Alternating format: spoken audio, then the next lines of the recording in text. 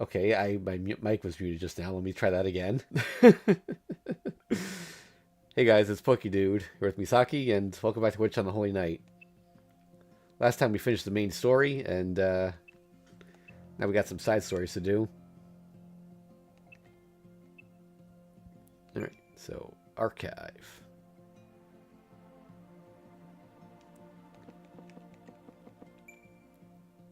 The Honey Adventure.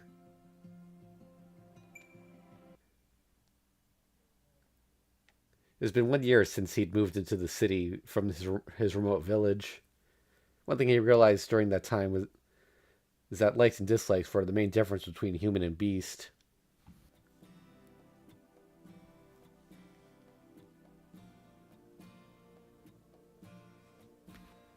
So this is the new hideout, huh? Not bad, I guess. It's a bit shabby, but I like how there are no people around. The figure dressed in a white coat danced to and fro down the hallway. She was like a young woman in an old film, enjoying herself window shopping. He was actually enjoying the atrocious sight of the school building in ruins. Settle down. This place is falling apart. It was built over 60 years ago, you know. The floor could fall out from underneath you at any moment. His mouth shut before he could even say to let him have his fun. Only one set of footsteps echoed through the hallway. Not a single feather's worth of his 70-pound body was exerting any force on the floor beneath him. It wasn't clear whether he was paying reverence to the hallway or simply excited by it. It said that even walking through a grassy field, a beast is careful not to harm a single blade of grass. Apparently, this creature wrapped in a coat was no different. It was more a part of the environment itself than a settler of it. He had no regard... What? Okay, that's a typo, okay. He had no regard beast for, greater or lesser than him. But when it came to his comrades, he at least displayed human-like, or rather wolf-like clemency.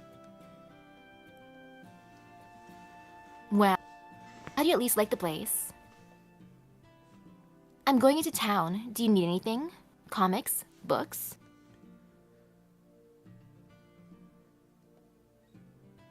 Nothing especially. Oh, if you could pick me up a hamburger on your way back, that'd be great. The one with the fluffy bun and thick patty. Still thinking with your stomach, huh? We'll need to figure out a reliable source of food if we want to survive here. I wonder if this was a mistake. A hotel with room service might actually have less evidence behind. Toko let out a defeated sigh. With her glasses on, she was restricted to her original way of speaking and gesturing. It was the beginning of December. Exactly 1 month had passed since they came to Misaki City. Until now, Toko had been attacking Misaki from a nearby neighborhood. Deciding it was time to get serious, she had moved her base of operations to the school building. Huh? You think a hotel would have been better? That would be easier for sure. Hotels are nice to live in, especially if they're decent quality. But I know you, Toko. You're really into these kinds of ruins, aren't you? Eh? Really? Yeah, especially ones like this. Whenever you get interested in something, you don't want anyone to be around you, or like the same things you're into, even though you have so many interests. Toko couldn't deny that observation. She'd been under contract with him for 2 years, but it had only been about a year since he became a full-time bodyguard. He seemed to be able to see right through the root of all the problems that plagued Toko. I don't particularly hate crowds, though. An abandoned building or factory, or even that old amusement park would have been okay too. It's just that, here in the countryside, simply having you around is enough to get a rumor mill churning. My only option was to set up operations out here in the mountains. Aw, but I'm in human form. I don't think I stick out that much. It's a matter of fitting in. even if you can't look Asian, we could probably get by if your hair was at least black. Unfortunately, that wouldn't be happening. Simply being in human form was was stressful for him. When he had to be human, his only condition was that he could look however he wanted. He was currently only in this form because they had to move from the town to the old school building. Once he found a classroom to sleep in, he'd be back to a wolf. Why do you hate being in human form so much anyway? It's not particularly difficult to stay like that, is it? Aren't you originally an astral body? Being an extremely versatile life form which required no body to stabilize him in the physical world, his body could change according to the situation. Magecraft would have defined him as a higher dimensional life form with a materialized soul. It's not hard or dangerous, just annoying. Humans don't like doing things they don't have to, right? Well, it's the same for me. There's no practical reason for me to ever be in human form. Apparently, he saw no value at all in his human form.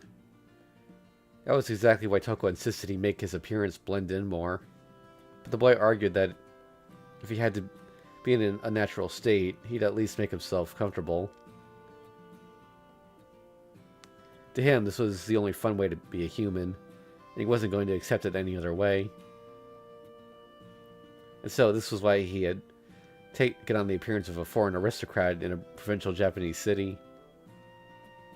Even his posh coat had been handpicked by Toko to satisfy one of his many demands. Keep an eye on the place while I'm out, Bayo.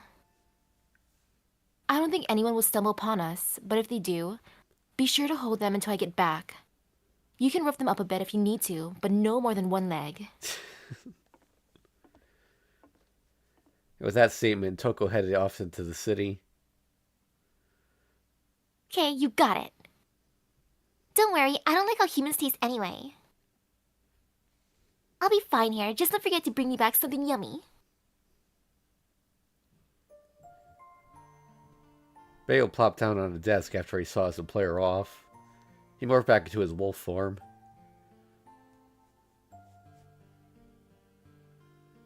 Bored. How did I end up out here in this country town after traveling around the world? It had been 2 years since Bayo met Aoko Aozaki.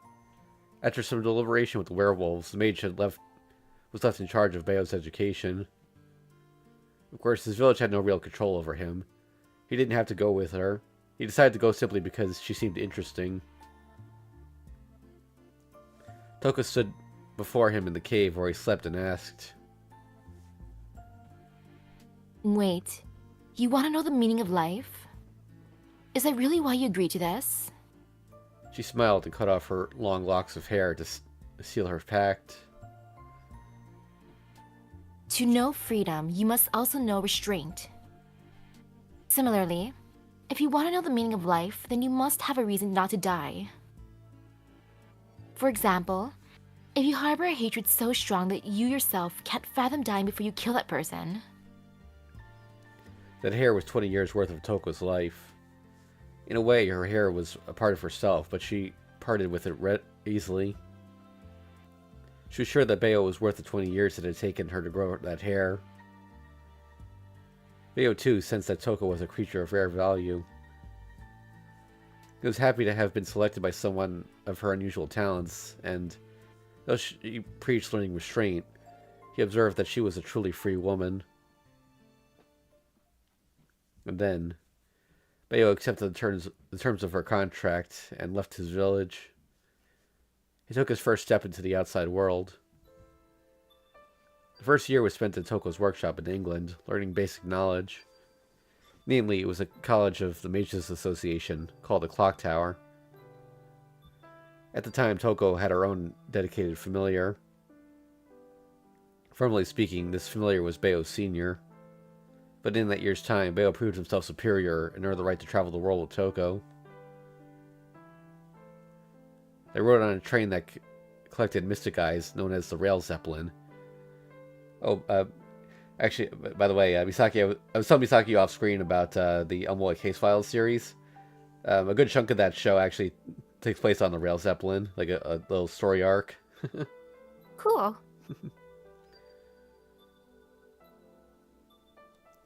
They saw the Merc Crake, an ancient giant octopus living in the North Sea. They explored the Bermuda Triangle, a place of no return, connected to other realms. They met the remains of a mage of the older title, a League of Ancients, deep in Western Europe. All their exploits were odd and exciting enough to hold his interest.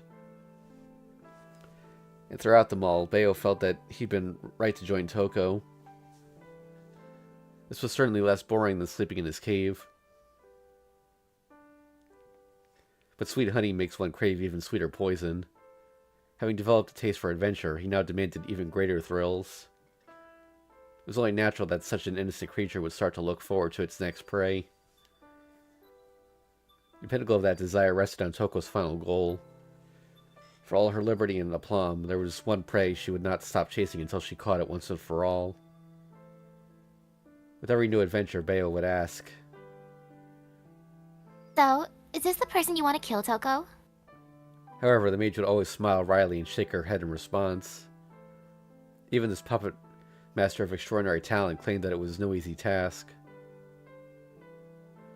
Her target was in a realm far beyond anyone they dealt with so far, beyond human knowledge, perhaps beyond even Bayo. But who could this mysterious person be, and how could they be so powerful? Bayo couldn't help but be curious. Discovering that he was hired for magical reasons, he mustered a rare bit of fighting spirit, thinking he had found a worthy foe, but...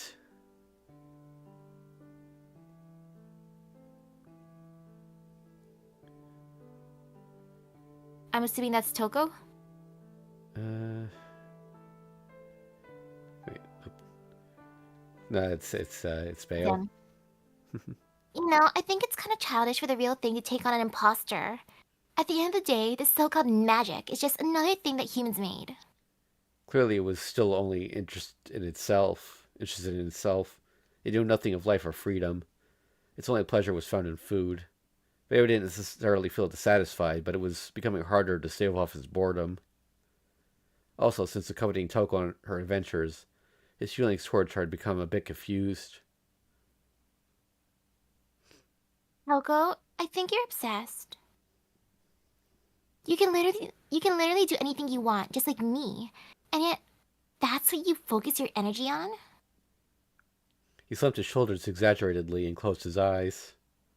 The golden wolf slipped off to sleep, not realizing that his feelings were in fact those of jealousy.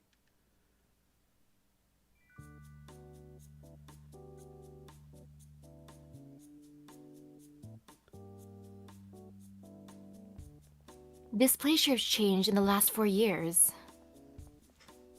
Do they really need to tear down and rebuild the entire front of the station? And, yep. That smoke shop on this corner is gone. Oh well. Guess I'll have to get used to the idea of buying cigarettes from a vending machine. Toko walked through her hometown for the first time in 4 years, grumbling to herself.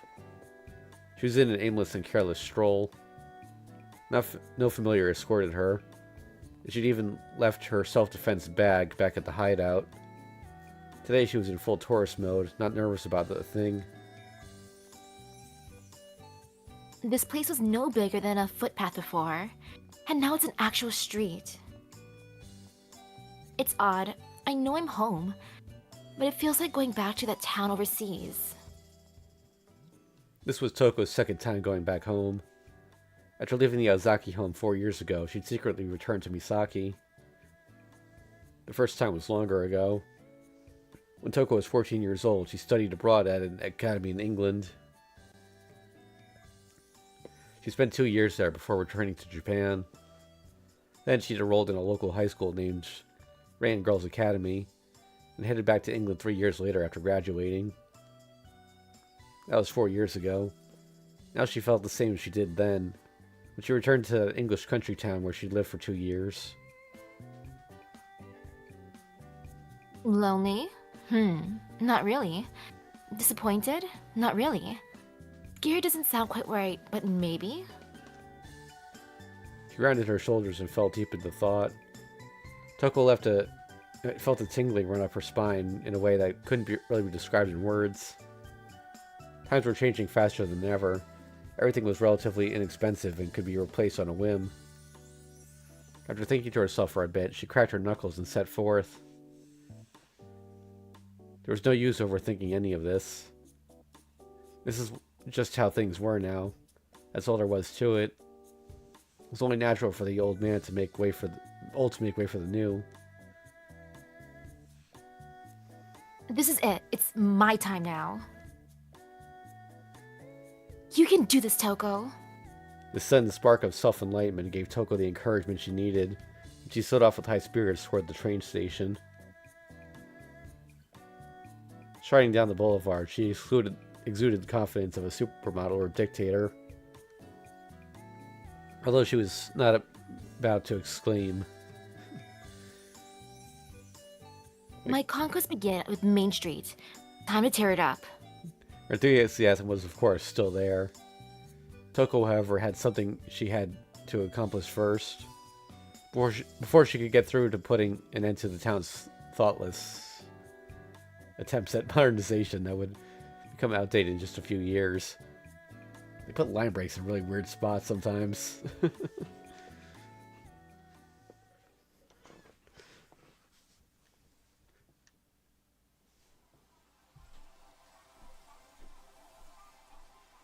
This machine's a winner for sure. Did they really think they could fool anyone with a peg set like this? Toko's first destination was not one of Misaki's protective sigils, but rather her old favorite pachinko parlor.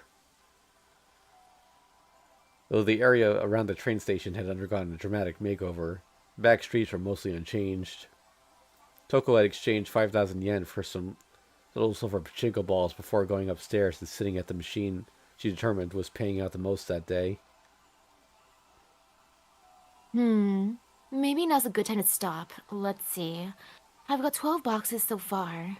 Not too shabby after not playing for 4 years. She sounded slightly disappointed, but her lips and posture betrayed her good humor. Pachinko parlors were the staple form of entertainment in Japan, but they're largely absent in other countries. High-stakes gamers criticized it as inefficient, time-consuming, too luck-dependent, unrewarding, and so forth. Basically a child's game. Also loud as hell. When Toko was studying abroad, she didn't see anything that even resembled a pachinko parlor. However, she wasn't here playing pachinko because she was feeling nostalgic for it after 5 years. She simply needed a war chest. I didn't think the helicopter alone would set me over budget. Japan's so absurdly peaceful that all the black market dealers are too damn expensive. Just casually buy a helicopter? I guess so. Now I'm totally broke. I have to at least make a little coin to keep Bayo fed. Toko had chartered a helicopter. Okay, chartered. A helicopter to airlift 3 shipping containers full of materials to remodel the old school building into a workshop. There weren't any roads a truck would take to get to the old school out deep in the mountains, so she had been forced to burn through the last of her savings. Oh, 3 sevens. This game's just about done for. Really? Only these boring games are worth playing for profit these days.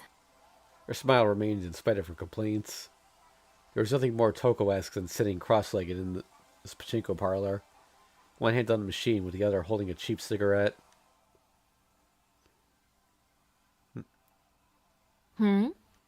Toko noticed something out of the corner of her eye and put on her glasses to see better. She glanced over toward the odd sound she heard and saw a pale-faced parlor employee. He had a baby face and looked like he was still in high school. Upon seeing Toko, he froze for a moment, then ran off. Or rather, he fled in a panic. Oof. Am I that scary? Mage though she was, Toko was still in the prime of her youth. Though she didn't like when guys ogled her or tried to strike up a conversation, she thought a boy running full tilt away from her was a bit much. Toko made a mental note to scare the crap out of that kid next time she saw him and returned to her game.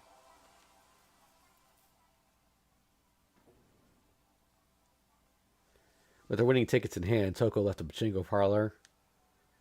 She had won quite a bit, but it was hard for her to feel good about it, what had happened at the end of her session. Wondering what that had been about, she looped around to the back of the parlor to redeem her winnings for cash. Not sure who this would be.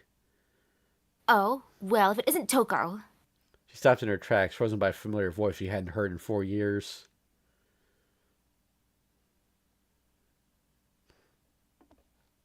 You know what? I'm gonna go back and play the voice, see what it, who it was.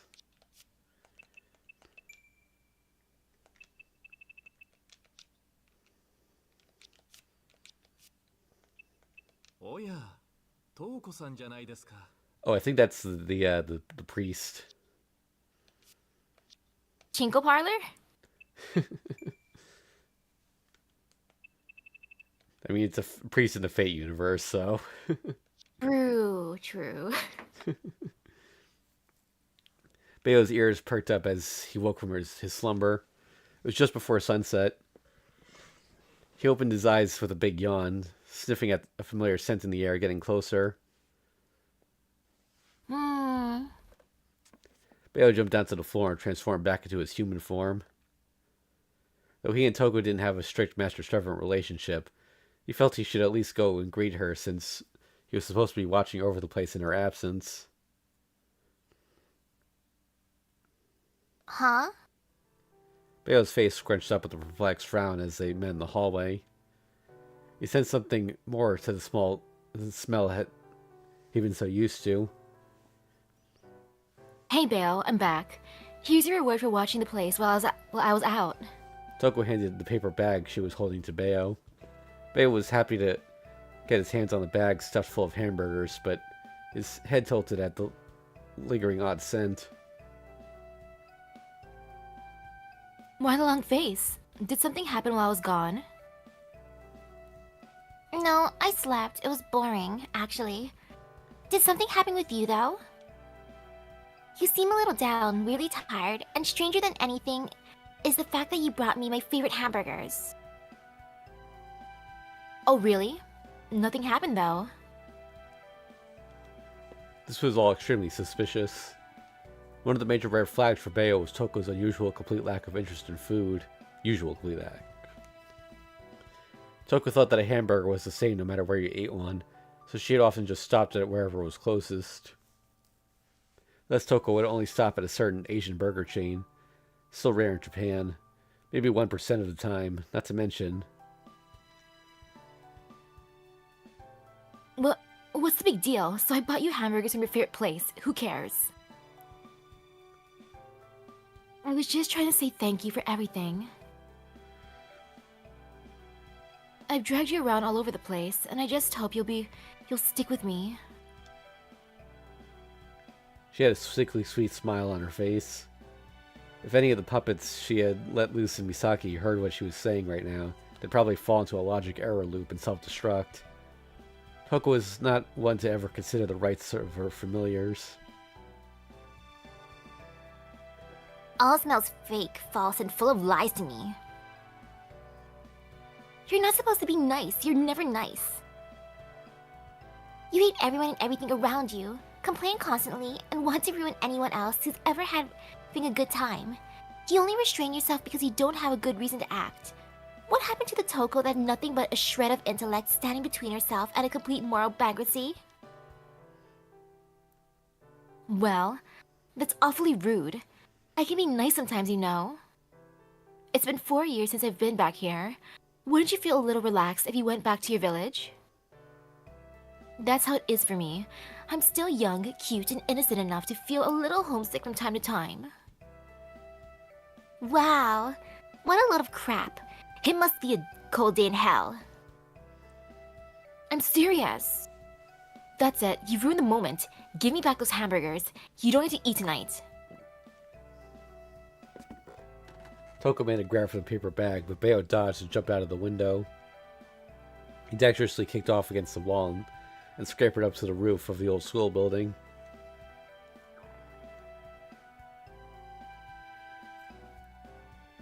Hearing, Keep making excuses like that, Miss Toko. He pulled out a hamburger from the paper bag and took a big bite out of it. That said, though her attitude had seemed to act like an act to Bayo, it was true that Toko was in an unusually good mood. It was unclear why that was the case, but Toko seemed to be feeling something special, or at least something she had never shown Bayo before. What could that smell be? It was so light, but also annoying. Bayo couldn't understand what exactly that feeling was. He only knew basic feelings such as likes and dislikes, delicious or disgusting. He wasn't able to articulate much further than that yet.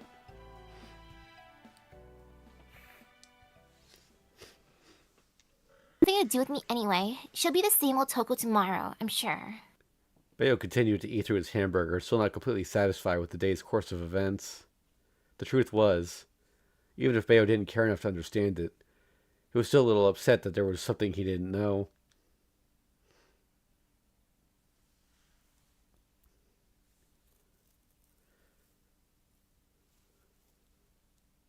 A few days passed. Unbeknownst to the people of Misaki, progress was being made on the remodeling of the old school building.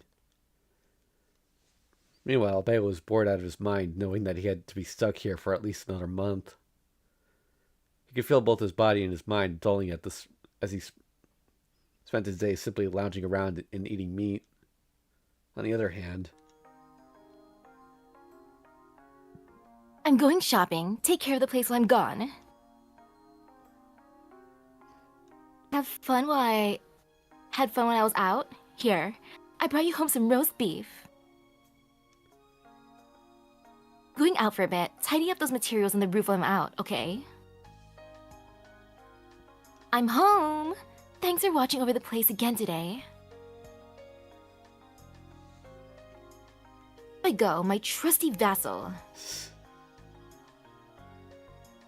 Hey, good work, huh? I smell like booze? Oh, silly, I'm not drunk at all. Not one bit. I can keep going. this is what Toko had become. The mage was constantly out and always in a good mood, in stark contrast to Bayo, who spent his day doing nothing. Evidently, she was happy with how her workshop was becoming more and more fortified by the day. No, that's definitely not it. This isn't enough to put Miss Toko in such a good mood. She's constantly complaining about the state of the place. Plus, the silly samurai way she's been talking is so not like her. What's wrong, Bayo? You look unhappy. I bet you're ready to get out of here and go wild, huh? Not the problem here. I do want to hurry up and get this fight on, but I know it's not going to be for a while yet. I'm just waiting and doing as you ask. But... Things weird. I know there's always nothing to do when we're preparing, but this time it doesn't feel tense the way it should. I'm just eating and sleeping every day. It's going to make me fat, and I don't want to be fat. What are you talking about? You shouldn't be worrying about that. You don't even need to use the bathroom, so don't act like you're any kind of normal creature. Fair point, but you will. You're going to get as fat as a pig. Are you serious? I've been weighing myself and the number hasn't changed at all. Am I actually getting fatter? Can you tell? This is what Bayo was talking about. Toko knew the accuracy of Bayo's eyes, and trusted his discerning vision over even the numbers on her scale. Normally, Toko would just remove her glasses and say something like, I know this is out of the blue, but I want to test the utility of this suicide attack weapon. No, I don't want to hear your opinion about it, Bayo. Just put this collar on.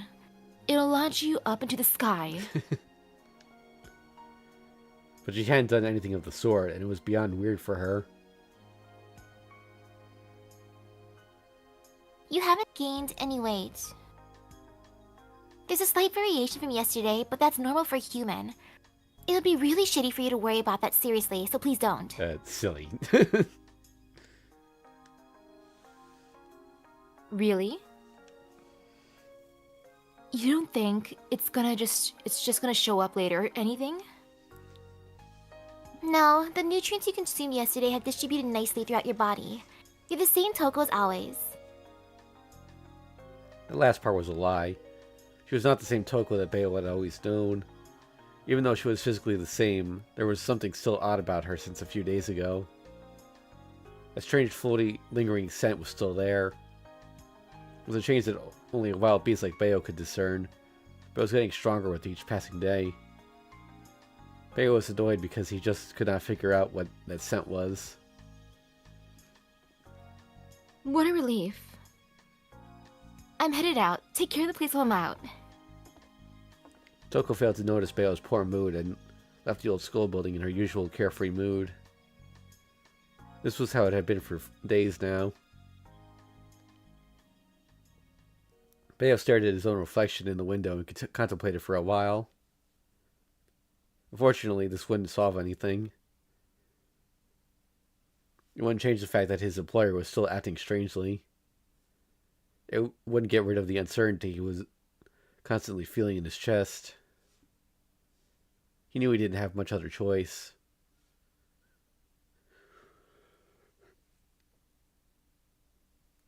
Misaki? Oh, I guess I didn't catch my mic. Yeah. I guess I'll just tell her. He decided to let go of his principles for just this one day. I have noticed it occasionally, like, taking a second to pick you up, so...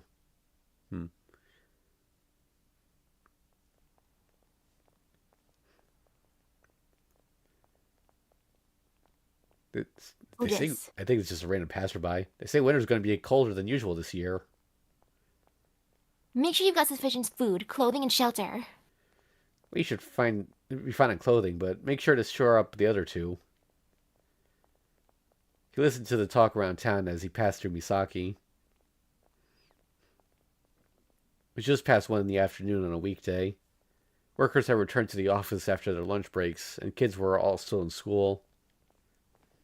Main Street was fairly calm and relaxed, while mostly housewives out and about, with mostly housewives.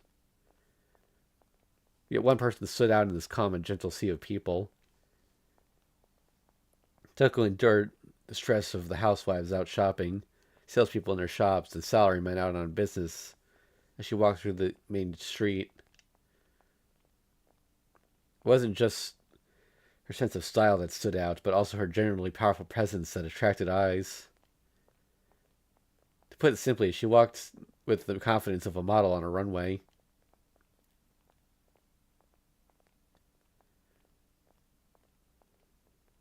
She's always telling me to try not to stand out, but look at her.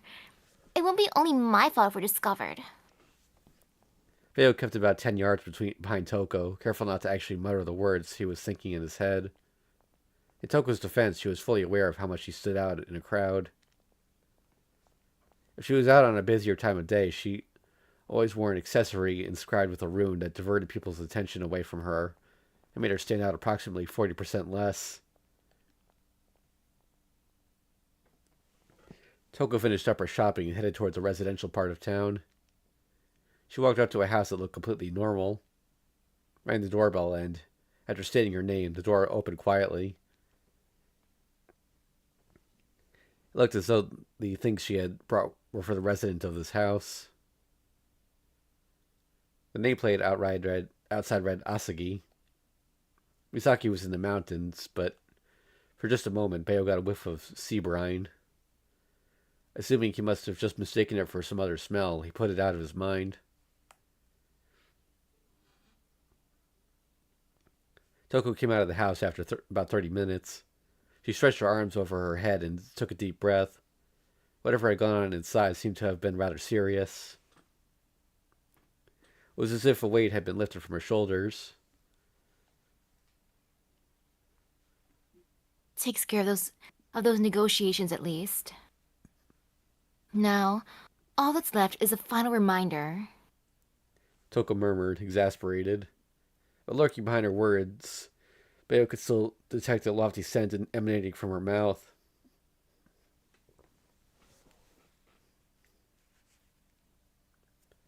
Her next stop was another plain-looking apartment. Looked as though she had just appeared to walk by, but Bao's nose was not so easily deceived. Toko made it look like she was just aimlessly killing time, but she had, in fact, arranged to arrive at the apartment at exactly 2:30 p.m. in the parking lot of the apartment.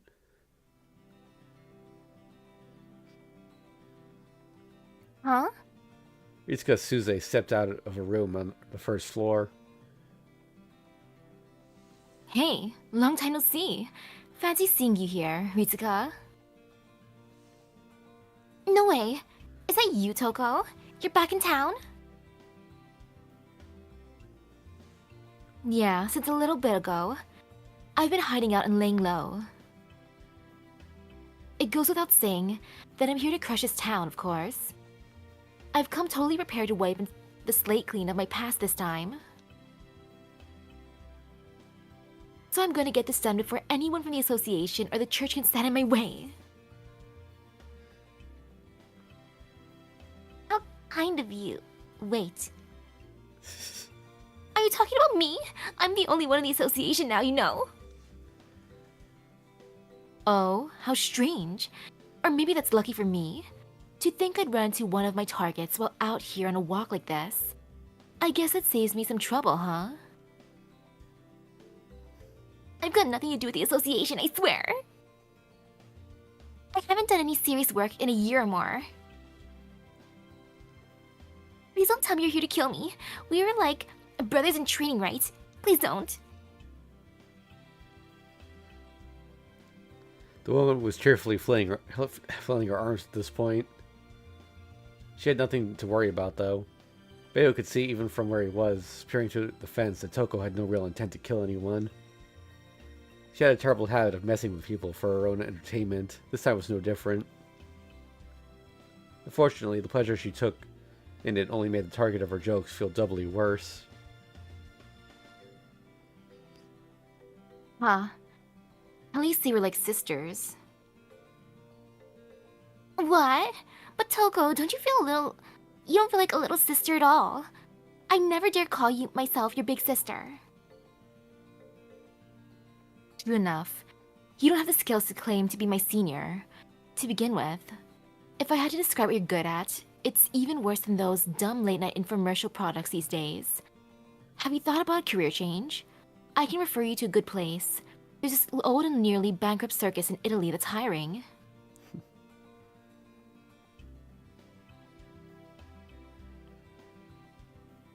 I've had a year of per diem work.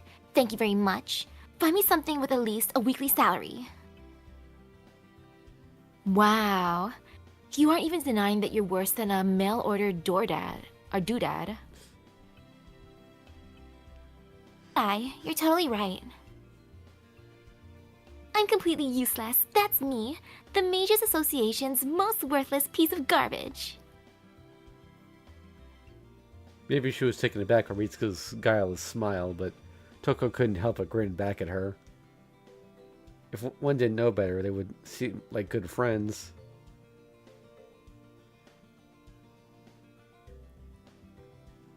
I guess that clears up any suspicions that you may have had about me. Oh, and if that's the case, do you want to come in for a bit? I have some things that I'd like to get done, but I can do them later. It's been such a long time, and I'd like to catch up. You're as easygoing as ever. You're right. You've convinced me. You clearly don't have anything going on with the association, and you're upholding your own principles. So, you're really on Aoko's side, huh? Of course. She's still learning the ropes.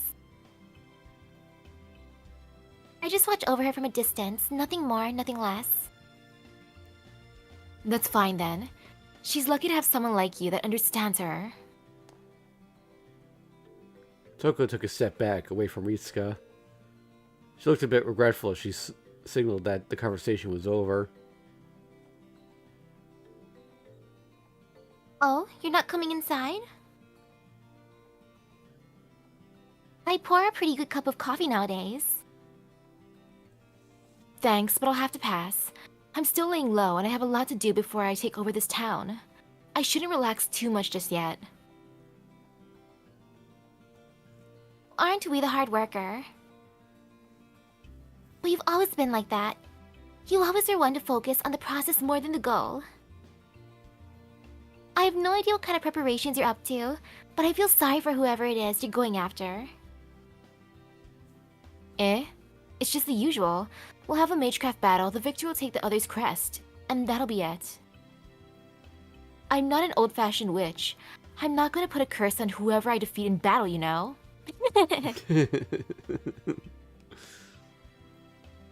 That's exactly what I'm talking about, though.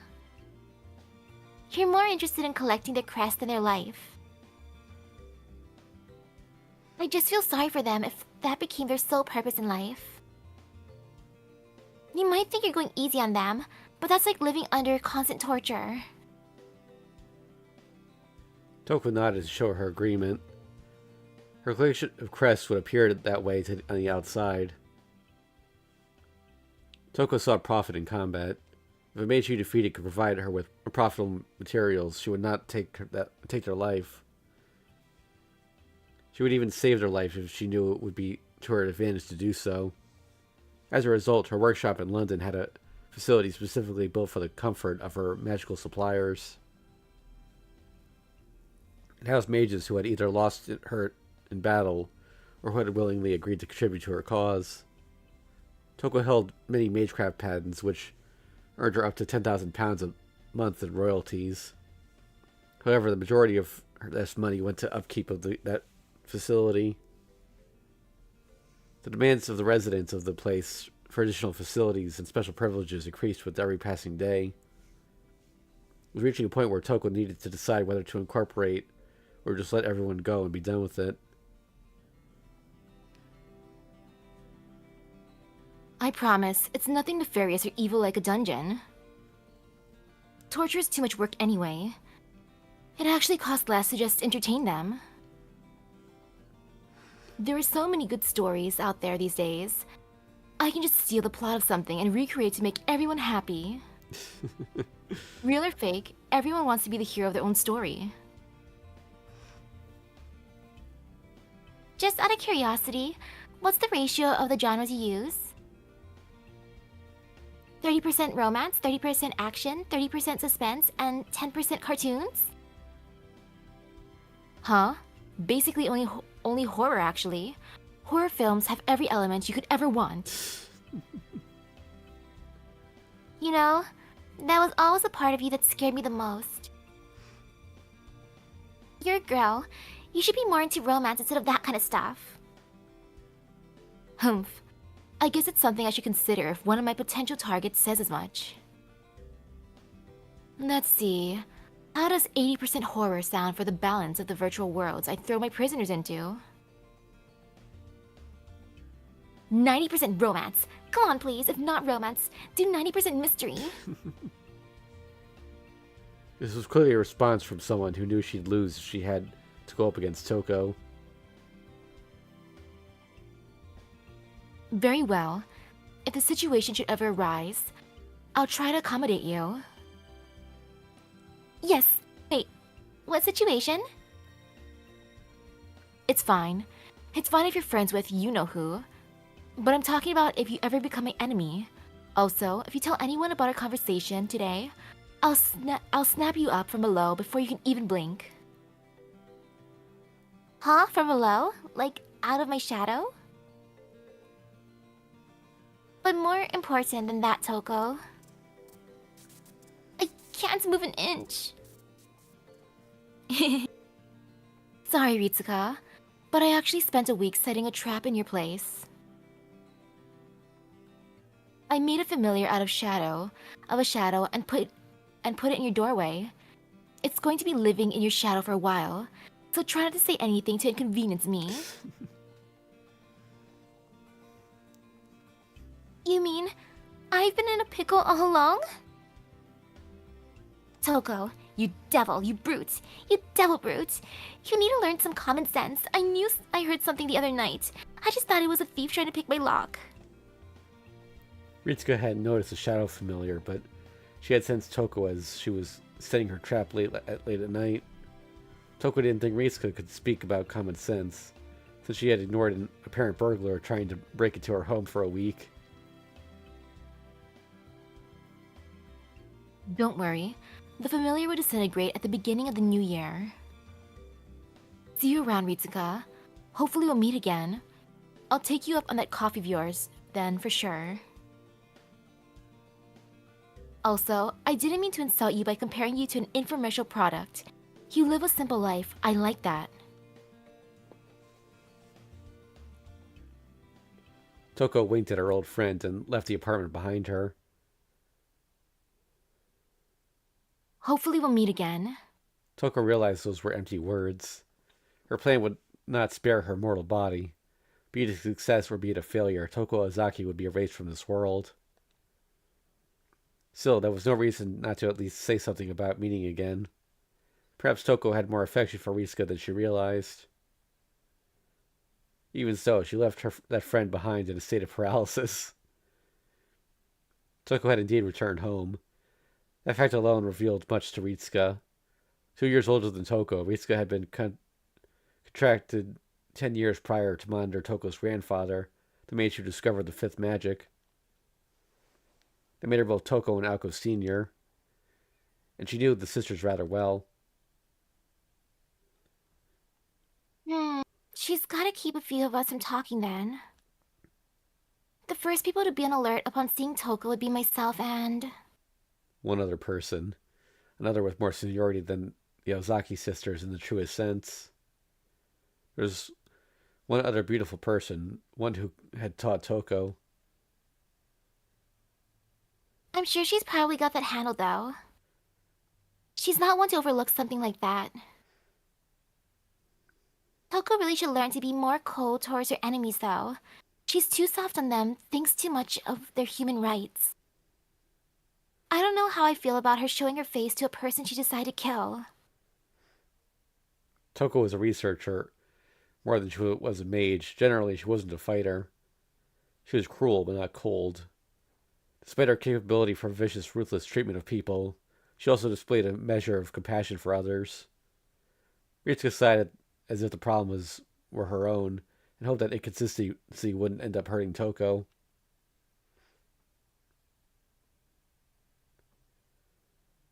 Toko left the neighborhood and began heading towards the largest park in town. It was 3 in the afternoon on this early winter day on the boulevard. If it were autumn, the street would have been lined with people out for a walk to look at the colorful trees, but now Toko was alone. Though to be accurate, she wasn't quite alone. Bayo was walking alongside the grass more than 10 yards behind his employer when he noticed this change in her scent. Are you really not wearing your glasses out here, Toko? Toko's personality changed significantly depending on whether or not she was wearing her glasses. Bayo wasn't sure which side was her true self, but he did know that she was much more serious and cruel without her glasses. It wasn't quite on the level of a split personality, more like a reordering of priorities. She mainly took off her glasses when she was about to fight someone. Doing so made her less human, and pushed all sense of compromise, concern, and sympathy out of her brain. I mean, the scent getting closer is of her enemy, I think. Bayo furrowed his brow as he hid behind a tree. He could certainly smell hostility and anticipation emanating from Toko. But at the same time, he couldn't help but scrunch his nose up at the strange scent that kept getting stronger. Hello, I just happened to be out for a walk. What a coincidence meeting you out here, Toko. Ah, yes, what a coincidence indeed. We're not the sort to stop and chat, so let's keep this to formalities, shall we? Bayo had no idea who was talking to Toko. His name was Eri Fumitsuka. He was a priest of Ida Church and an enemy to Bayo and Toko. However, it was impossible for Bayo to sense this. He had no personal hostility towards the clergy anyway. As far as Bayo could tell, he was just a regular person. There was no chance that Toko could be at a disadvantage here. He would later learn a harsh lesson from someone who seemed similarly harmless, But that was a tale for another time.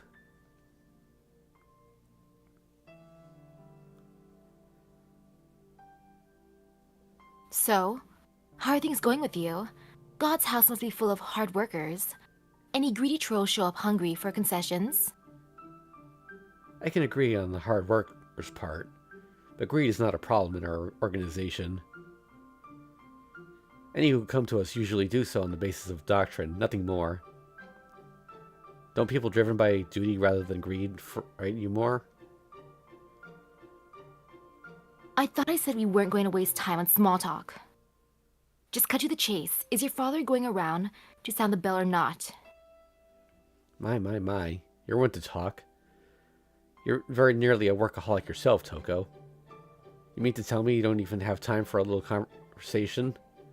After all, this might be the last time we ever see each other again. Please. This is the last time, and you know it. Toko curtly rejected the smiling priest's request for a chat.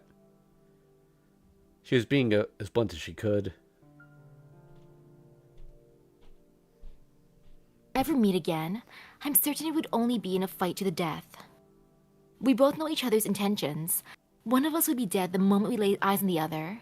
There's no time for idle chit-chat. That's just what you happen to think, Toko. Why is it that you people can only think of eradicating whoever stands in your way? Eri shrugged his shoulders in frustration. Toko kept her gaze fixed intently on his overcoat. No matter how many times he said he wanted to resolve this peacefully, she would bet her pride that he didn't mean it. See, this is what happens when one goes out, experiences the world, and returns to their home. I would have liked it if you had worked on your personal charm instead. Come on, don't glare at me like that. I'm getting to the point. I am entrusted with all reports to the church. My report now is, the second owner is currently in battle with a heretic. I am monitoring them under my authority as priest, in accordance with the neutrality agreement. The affiliation of the heretic is unknown, and I am investigating their history. So you're telling me that the church is still unaware of the affiliation of the mage who's appeared in town? Right. Sister Yuika reports on to a different jurisdiction from my own, but she has not even seen the heretic, let alone uncovered their workshop. There will most likely be no interference from the church until she is able to reveal who our enemy is. Perhaps they are thinking it's a small turf war between mages who have just come into town. I see. So we do have a deal. As long as you're the only one who knows that I'm back in town, I'll lay low. I also won't get in contact with any of my blood relatives. Very well. I know you're not the type to sabotage things indiscriminately, and that you prefer to do things as efficiently as possible. You might get carried away and try to make your secret hideout in some factory or office building somewhere, right? I won't allow bloodshed to continue on my watch of this jurisdiction, or anything else that might hurt my reputation. Toko had resisted the urge to object and ask just what kind of person he thought she was. She didn't hate wastefulness, but she wasn't about to entirely abandon society and its norms just for the sake of doing something optimally. Besides, criminal activities were always a pain to clean up later, and thus far more inefficient.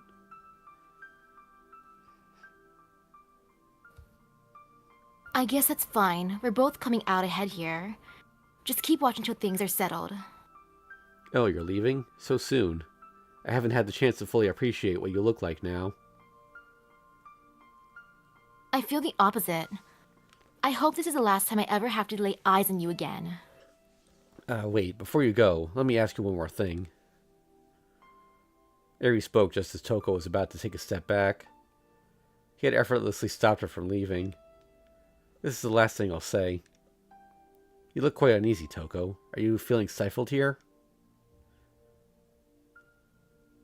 That couldn't be further from the truth. I'm feeling more fulfilled than ever. Why do you ask, Eri? You look like you're having fun, but also like you're not truly happy. I was just worried because it seems like you don't even realize it yourself. I remember you used to say that everyone finds happiness in different things. But you don't know me, so don't pretend to know what makes me happy. Well, of course, I don't know down to the fine details. One in particular have a notoriously bizarre concept of happiness. But happiness can easily be categorized into two major types. It seems you haven't even figured that out yet, and it's hard to watch. Oh? I'm greatly obliged for the concern. Still insist on playing senior apprentice, eh? Fine, I'll listen. Let's see what you have to say. If it happened to be something worthless, she would kill him.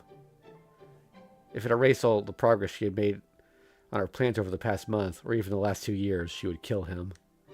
Toko's hostility was clearly turned to murderous rage. It's quite obvious, really. The two types of happiness are relative and absolute. It depends on whether you compare yourself to others or not. You're either happy because you yourself are at peace, or you're the type of person who can't stand it if you have less than someone else, even if you're otherwise fulfilled. The definition of happiness basically comes down to that. I know it goes without me saying, but most people want to be happier than those around them. The holy man smiled kindly, wrapped in his shady black clothing. Toko remembered clearly now. This was a man who actually didn't believe in the true concept of happiness. Come now, calm yourself. If you try anything, Sister Yuiko will be here in a flash. I know that your idea of happiness is not relative. You are always the type to be satisfied as long as you stay true to yourself. The only Aozaki I know who has a relative definition of happiness is... He stopped himself before he could say Aoko. The priest seemed to have spoken out of genuine concern for Toko, but his words had the opposite effect on her. Although he was reluctant to part in such ill terms, Eri knew that it was best not to anger Toko any further. I said too much. Please forgive me, Puppet Master. I'll take my leave now. I pray that you will see a good outcome in your endeavors. Good. Get lost. Your gloomy and dismal act isn't helping my mood. What's up with your outfit anyway? Don't people avoid you wearing a cloak like that around town? Everyone is very much used to it by now. Besides, how else can I carry a weapon without people noticing? I'm sure it was glaringly obvious to you, but I have about 3 on me right now. Oh, he carries a weapon on him. I mean, priests tend to carry black keys, so... True. Eri turned and walked back to the direction he came from with a smile still on his face. What a joke. I only saw one, and it was just a small dagger. How could he hide 3 anyway? He's not even a mage. Is he some kind of street magician now or something? Toka muttered to herself as she thought back over the man who had stood before her just moments ago. She truly hated the fact that he had the upper hand on her, but she also felt a bit relieved. If she had actually noticed how heavily armed he was during that brief conversation, it would have been enough to instantly set off a fight. Toka wasn't sure which one of them would have come out the victor if that had happened. Eri Fumitsuka had been that kind of man for as long as she had known him. He didn't need a reason or even an opponent to fight, nor did he have any kind of connection or hatred. He was just a machine that simply needed an ignition. His murder incarnate, with no qualms about cutting someone down. Toko had only seen that side of him once. It was back when she was still a relatively happy disciple of magecraft. Toko had been standing quietly before her grandfather, crying. The instant her first tears fell, without warning, without hesitation, Eri cut down their master in an instant.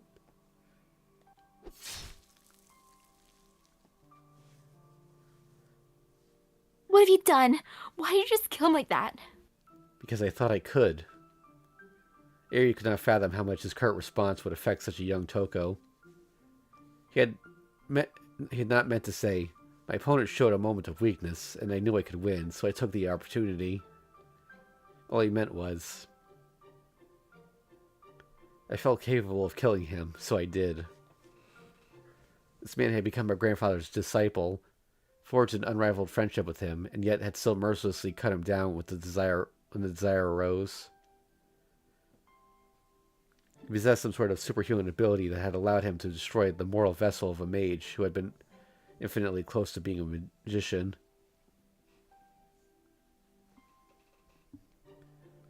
Fishy and a pain. I'll have to kill him since he annoys me, but that's just one more thing to do after stealing the magic. Damn it, Avery. Toko put her glasses back on and turned on her heel. She had completed all of her major tasks for the day. All that was left to make some money to buy food for her familiar and head back to the hideout.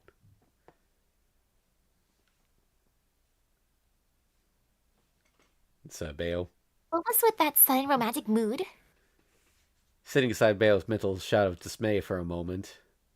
The scent that had been bothering him for the past few days had suddenly disappeared.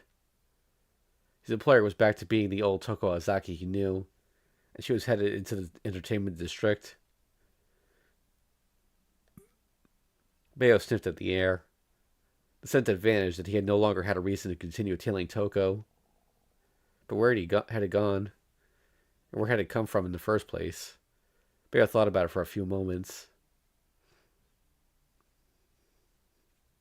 Shady guy just earlier. Bayo regained his composure and decided to follow the trail of the man's scent. He had no idea where he was going, what was his employer's worst nightmare.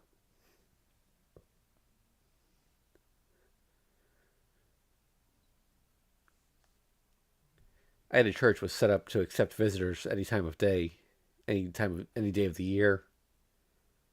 The church was the savior of the lost and the poor, and recently had even ventured into the wedding industry for some extra income. It was closely involved with the public welfare of Misaki City and was doing fairly well for itself in that regard. However, there was one problem. Father Avery is still not in? Ritsuka is boycotting the church, and we are losing volunteers with each passing day. I'm the only one working here at this point. Even if their financial situation was stable, they seemed to be chronically understaffed. The people of the city lack faith. What sort of life is spent demanding money in exchange for labor? Days spent chasing after material desires can only lead to a life of hollow wealth and mental poverty.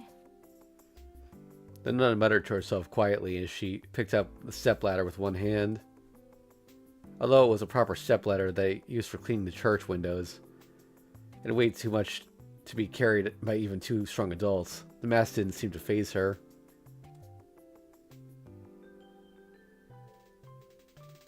The desolation of the hearts and minds of our flock is a concern, but we also mustn't forget the increasing cost of living.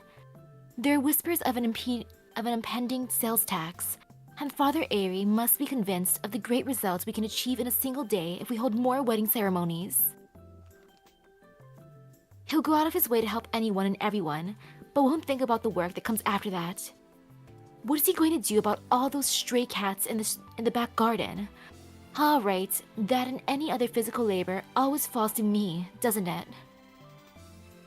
The nun mumbling to herself at a near constant pace was Sister Yuika Suze. There was a reason for her unusual behavior.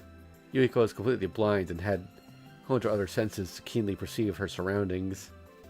She was extremely sensitive to the presence of living creatures, particularly humans, and could detect when someone was within a radius of 30 feet. The reason why she was talking to herself so openly now was because she did not sense anyone was near. Let's see, what leftover food do we have? There's that set of assorted jams we received as a gift. What shall we do, my lord? Can a cat eat 2-day-old bread that's rock hard? Ritsuko was clear about not giving them onions, if I remember correctly. Sister Yuiko was busy putting away the cleaning tools while simultaneously trying to prepare dinner for the hungry animals mewing in the back garden. when suddenly,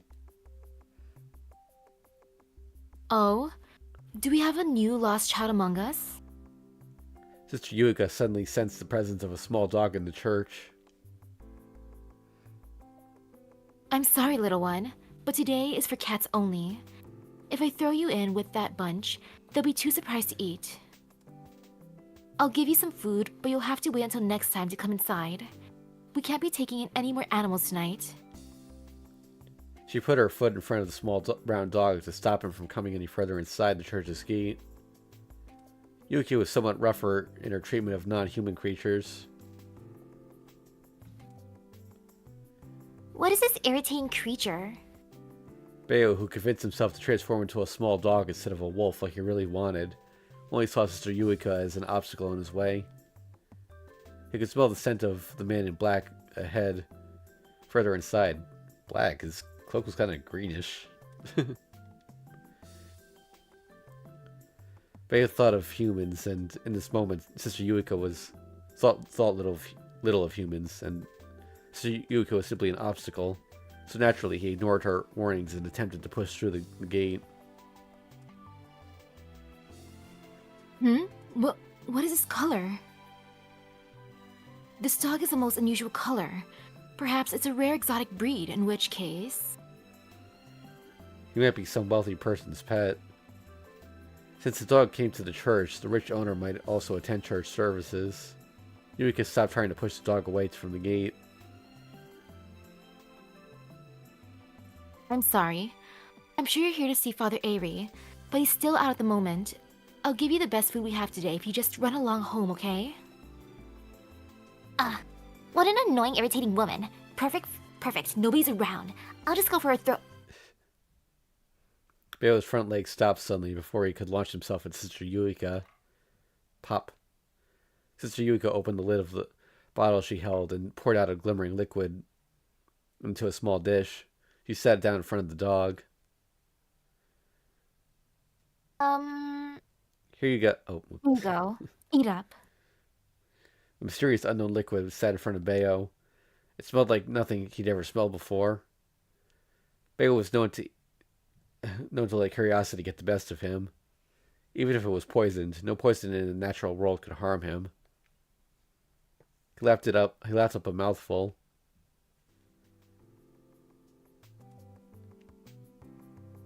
He lapped up a little more.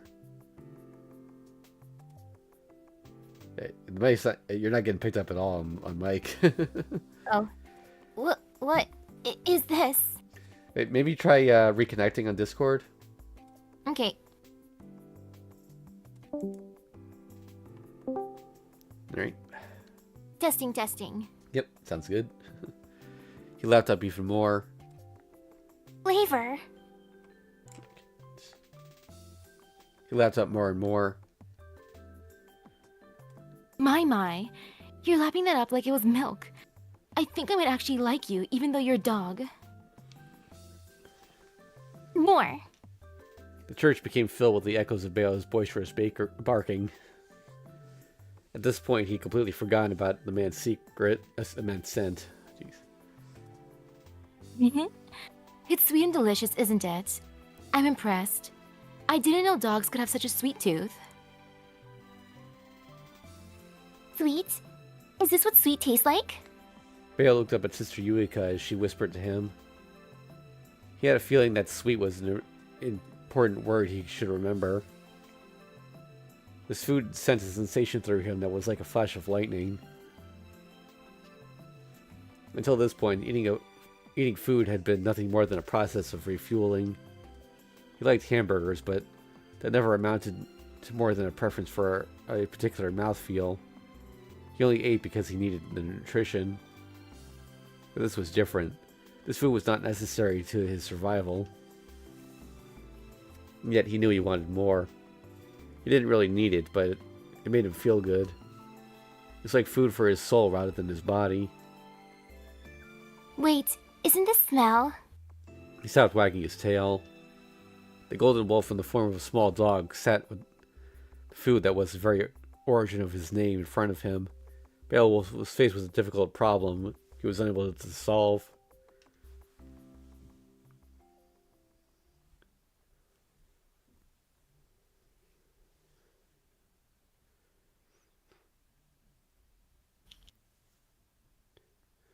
I'm home!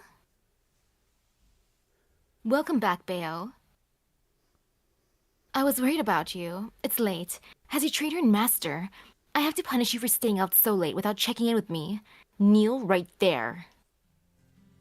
Bayo had transformed back into human form and returned to the workshop.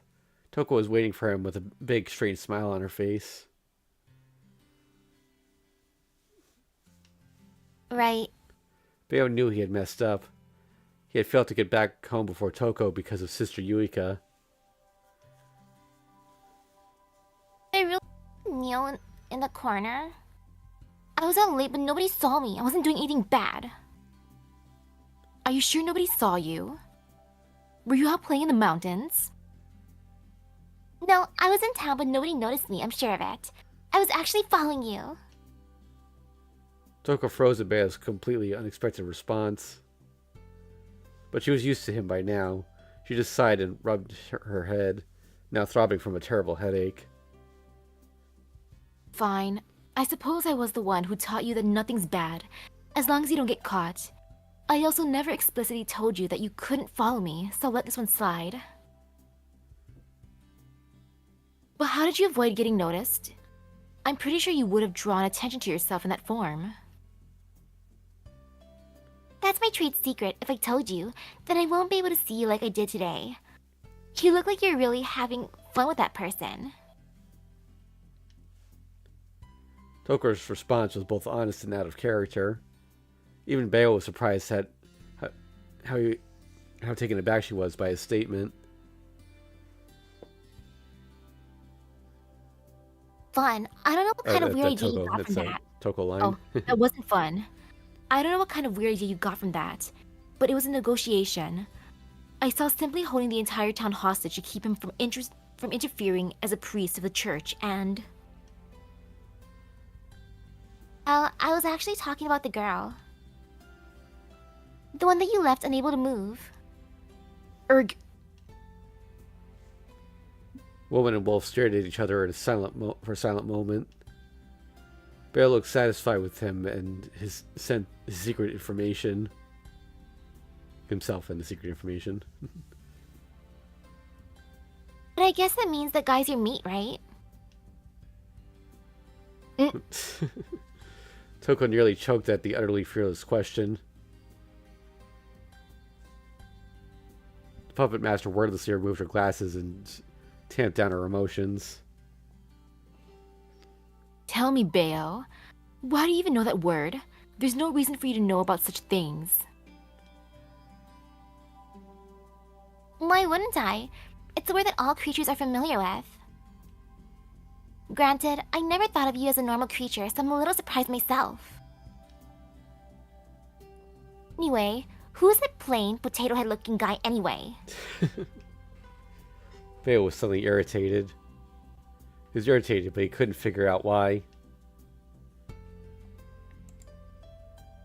He's literally nothing to me, anyway. Your assessment is correct. He isn't worth thinking about, and he's not even good enough for you to eat. Really? He's just an enemy? And I'm the only special person in your life? For the time being, yes. I thought it might rekindle something, but there was absolutely nothing there. I don't think I'll ever think about him like that again. Right then. If that's the case, then I'll forget about it. Say, what do you mean by rekindle anyway? It's just when you think you can make a relationship like it was in the past. I mean, I guess there was a slight chance of that happening. He was my first love after all. Huh? Bayo had no first-hand experience with love, but he at least understood the concept of a first love. You had a first love? I'm not sure why you think a mate is more believable than a first love. It was a long time ago. I was still a teenager, and he had just started studying under my grandfather. He wasn't studying magecraft, he was just training under him to hone his mind. Toko spoke indifferently, It was clear from the look on her face that there was no longer any attachment there. Yet there was still a tenderness in her words that caused Bayo to furrow his brow. Miss Toko, do you still like him? No. I was surprised for how little I felt for him. There's just this remnant of my adolescence there. Just talking to people I know from that time takes me back, you know? I'm not attracted to him at all anymore, as a person. But when I talk to him, I can remember that past version of myself so clearly. It makes me want to smile. Bayo grew only more confused as Toko spoke with such passion. He couldn't wrap his head around the concept that she hated him yet somehow still liked him. Get it? That's because you don't have likes or dislikes. Sometimes you can't use logic to understand human relationships. I do too have likes and dislikes. There's certain foods I like more than others, you know. You only work on the standard of whether something is useful or not. Wild animals only use taste as a sensor to measure how nutritious something is. Only humans eat for reasons other than pure nutritional value. Some of the food we like doesn't help sustain us. We eat what we eat because we enjoy it. That's also why things we like look sweet. Things you like look sweet? I mean, that was just an example. But we don't look at something like we like and think it's bitter. Well, maybe some people do. I don't know. It all depends on what you're into, I guess. It's like, what came first, the chicken or the egg? Is something sweet because we like it, or do we like it because it's sweet? Yeah, but I don't think you look sweet. Of course not. You're not actually alive. You exist, but you're not really alive. There's a difference. It's kind of ironic, actually. If you were ever to figure that difference out, you wouldn't be invincible anymore. Anyway, it's time for dinner. I want a lot today, so I bought some nice marbled beef for you. Toko walked into the classroom, back to her usual mood. Bayo lingered in the hallway, looking dejected. You're not actually alive. Those words pierced right through Bayo's heart, but he didn't quite know why yet. 3 weeks would pass before he got a hint of why that was the case. Beowulf was perfect, and yet he would lose at the hand of a particularly imperfect creature.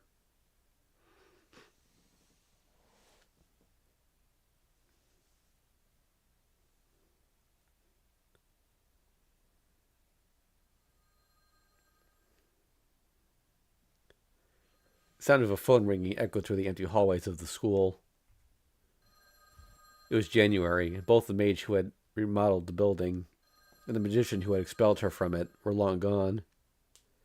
The telephone that Toko had installed on a whim rang and rang without letting up, as if it knew for sure that someone was there to answer it. Arg, shut up. Something rustled inside. There were definitely no people inside the school building, but there was one non-human creature sleeping there. Hi, you reached the Misaki branch of the Hollow Shrine. The owner has run away with her tail between her legs and is currently unavailable. So please leave a message after the... Miss Toko? Yes, that's fine. Have a good trip. Don't worry about me.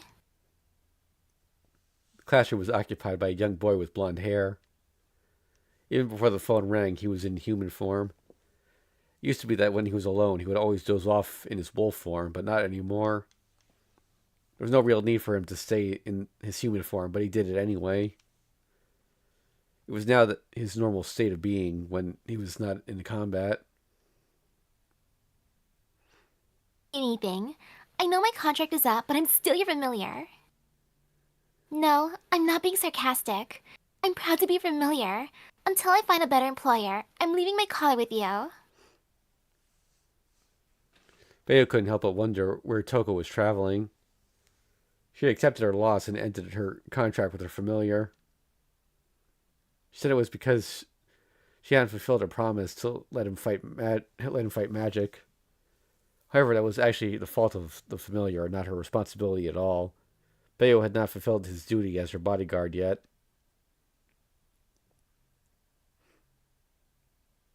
Oh.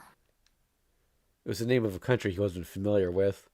After the battle, she had promptly left Japan to develop a way to break the curse. What do you mean, accept your loss? Does it mean you haven't given up yet? Toko laughed on the other end of the line. Somehow, Beowulf sensed a tropical scent coming through the phone. Whether that was a mystical effect of Toko's handcrafted phone, or the werewolf's super senses was unclear. Well, come home soon, okay?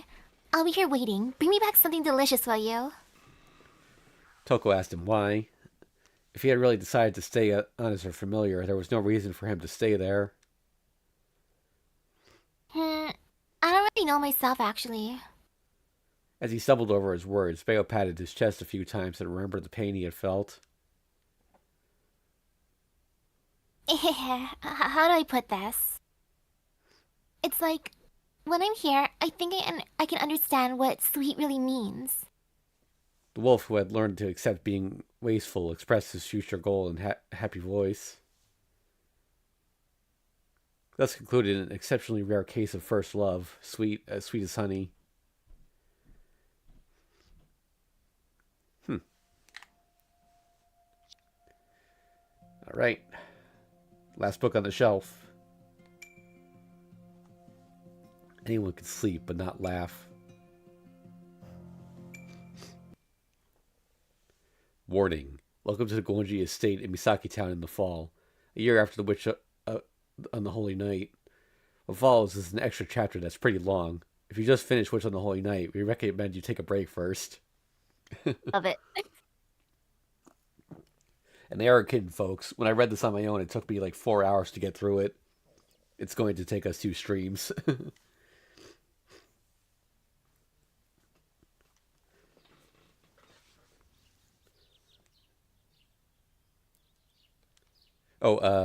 This story is actually first person. Kabari is going to be our narrator for this.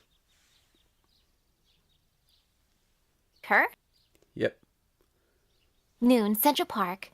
I finished making extra prints at the store and threw away the disposable camera, so I didn't have to carry it around. It was a beautiful day out, the sky was clear, and the autumn air was crisp. The troubles of the summer were gone, and it was a brand new day. I, Kojika Kumari, was about to spend my long weekend at the strangest of events.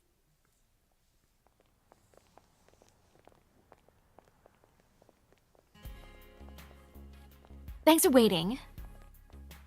Whoa, what's with all that stuff? Damn, that's a huge overnight bag. An hour had passed already, and it was 1 p.m. Aoko Aozaki arrived at our meeting place. Aozaki was my classmate, friend, and comrade on the student council. We've been friends since high school, but oddly it felt longer, like we'd always known each other. As you can see, she was bright and lively as ever. As if she was a drink, she'd be a soft drink, a carbonated soda. She was the kind of person who solved a tough problem by hitting it until it surrendered. Didn't I write in the invitation that I'd have everything for the party at the Kuonji house? So don't bring anything? I don't know what you're talking about. The invitation just said that there's a birthday party, so come at the start of the long weekend and bring your own food. Seriously?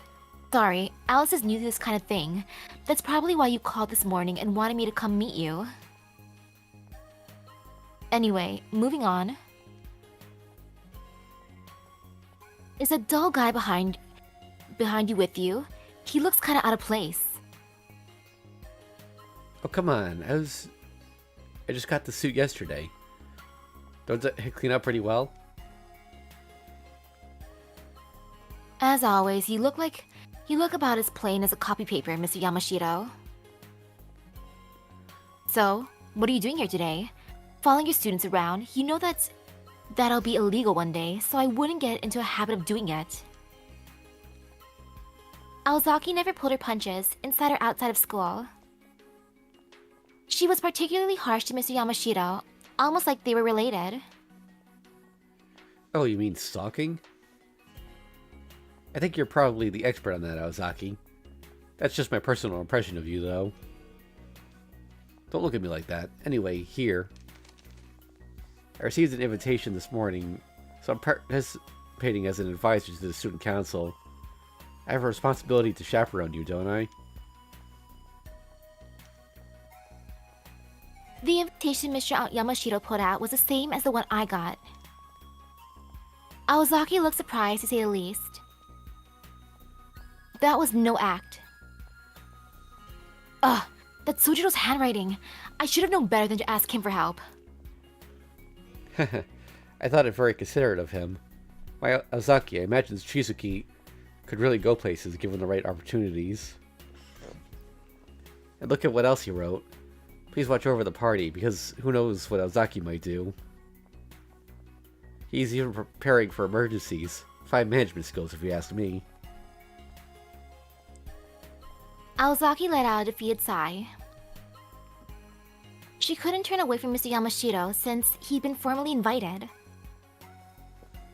However cold-hearted she may appear, she did have a sense of etiquette. Okay, follow me, I guess. Is this the first time you've both been to the Kuonji estate? It is. People around here don't usually go to Shinjuizuka. Take what happened this past summer, for instance. I've been this way a few times. This mountain's like a sacred ground for all the kids around here. Maybe sacred ground was an exaggeration, but I couldn't think of a better way to describe it. For years, there have been urban legends circulating about the hills here. Like, the demon dog of the slope.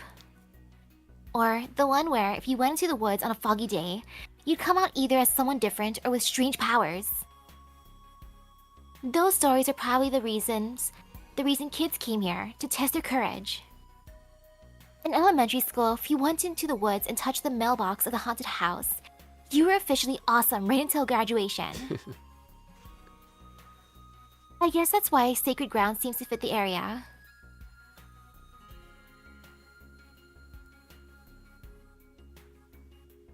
You walked all this way to and from school for over 2 years.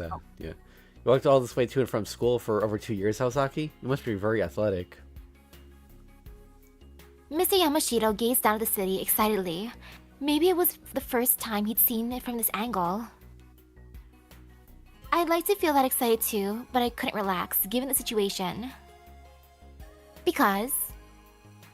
How's your exam studying going, Aozaki? I'm sure you've got it under control, so there's probably no need to worry about you. Of course, I have it under control.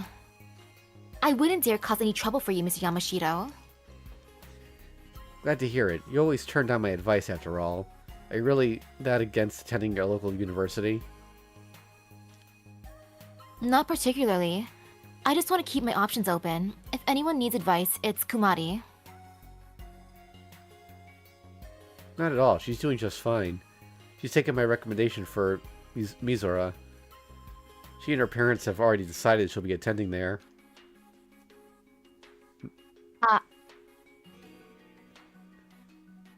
I silently tried to tell Aozaki to ignore the topic. Let me take a moment here and talk about my history like it was happening today. My name is Kojika Kumari. I'm a third-year senior in high school.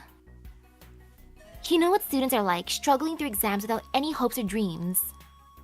Well, I'm not a typical student. I want to attend a college in the city. I'm planning to attend a local university. Given my current academic performance, that should be a piece of cake.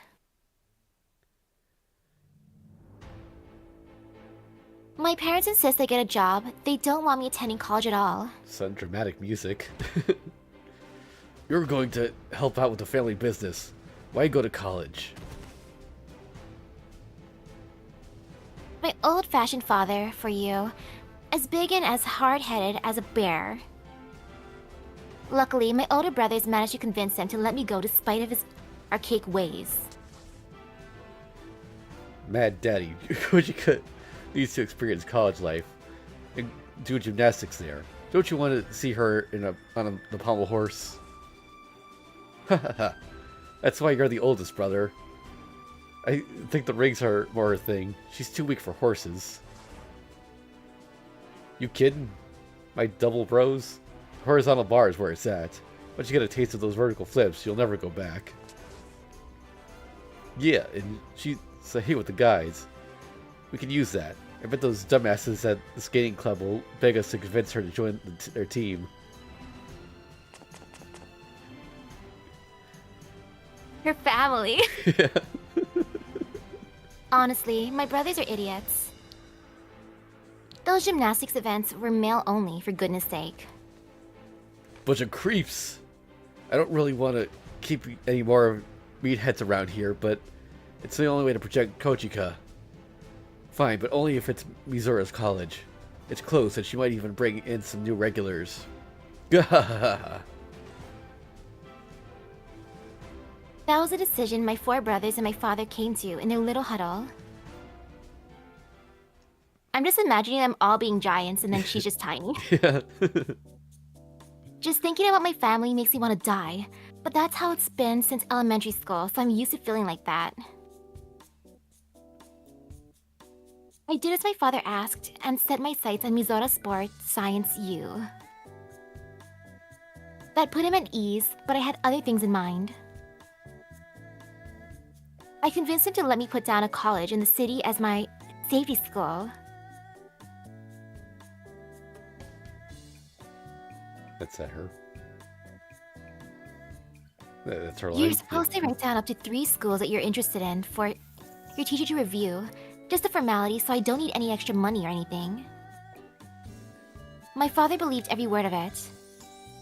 Of course, I fully intended to go to my second choice in the city. But I secretly worked a part-time job. I'd saved enough for over 3 years to cover my living costs if I passed and get in. I'd have to get a loan for tuition fees, but it was the only way to make the plan work. Yo, I admire her dedication. 3 years!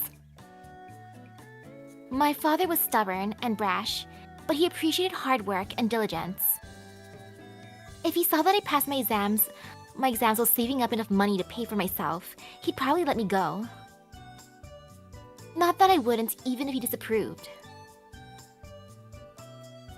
Everything was going according to plan so far.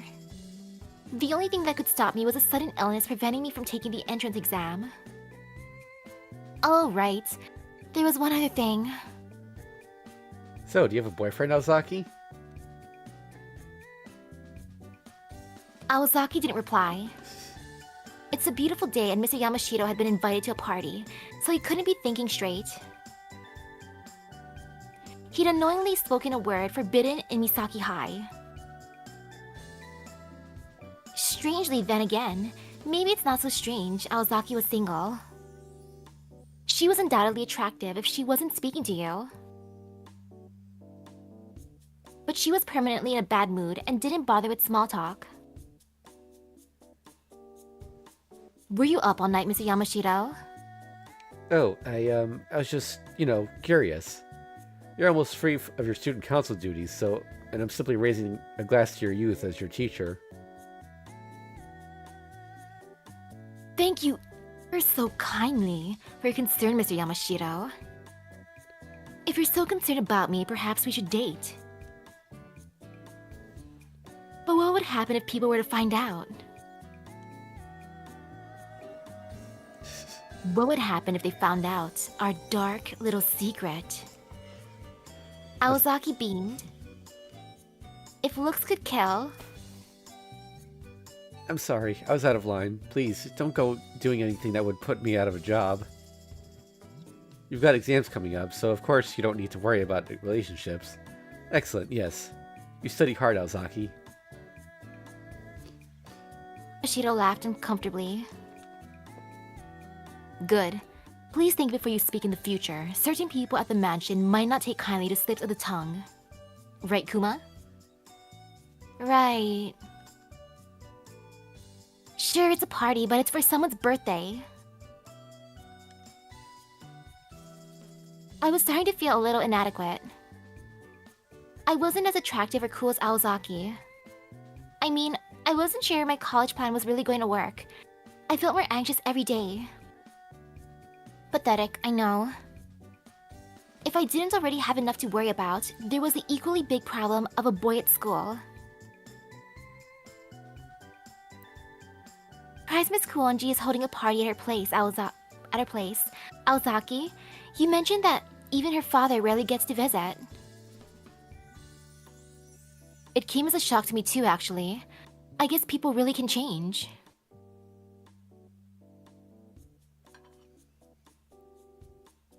Shizuki's friends can come too. I don't mind. Never thought I'd hear Alice say something like that.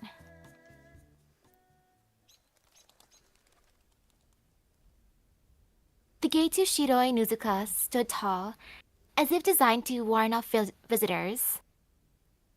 Aozaki opened the gate. It wasn't even locked. I felt like we were passing into a different world. Is it just me, or do the trees and mountains look different inside? Oh, yep, we have choices. Ooh, I like this. That's why there's so many slave slots here. It's just for this this event. Because funny thing about this, go into the settings here. Let's see, where was it? Yeah, there's an option here: cancel, skip for selections. I saw that at the beginning of the game, and I'm playing for a couple hours. I'm like, okay, when are these choices going to show up? There was an option for it. Like, go through the whole game, not one choice, and then finally at the very end. Okay, so I don't have a flowchart for this. There are bad endings, but I don't know how many there are or where they are. So I'm just gonna let you take the reins. Do whatever you feel like. You know, I could enter by myself. What's the worst that can happen? I spaced out, and random thoughts filled my mind. Kumari, what are you doing? Let's go. Oh, sorry, coming. The other two had already set off. I picked up my things and followed them.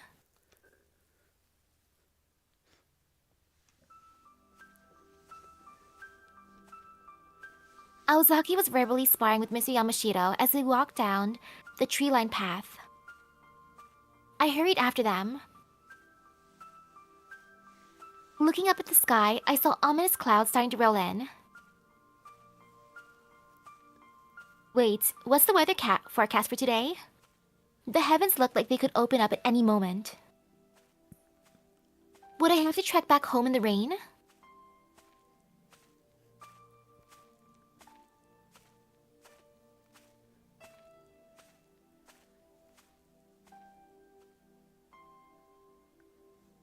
Once we were passed out of the woods, I could see more clearly. In the clearing stood a large building that felt out of time. What a magnificent European mansion.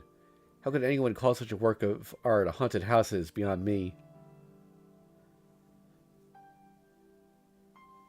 Well, they kind of have a point. No smoke without fire, right? That kind of thing happens around here.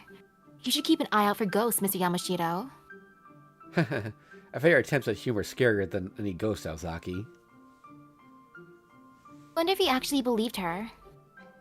I've known Aozaki for 3 years, and I think she's never told a joke with that expression.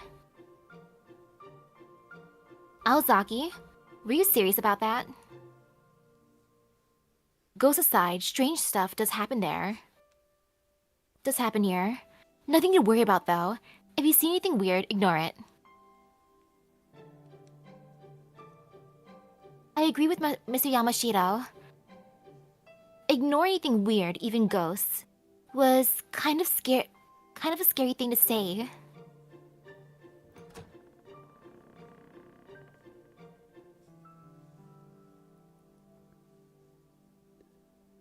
The foyer of the Kuonji estate was colder than I expected. I knew the mountains were colder, but this was something else.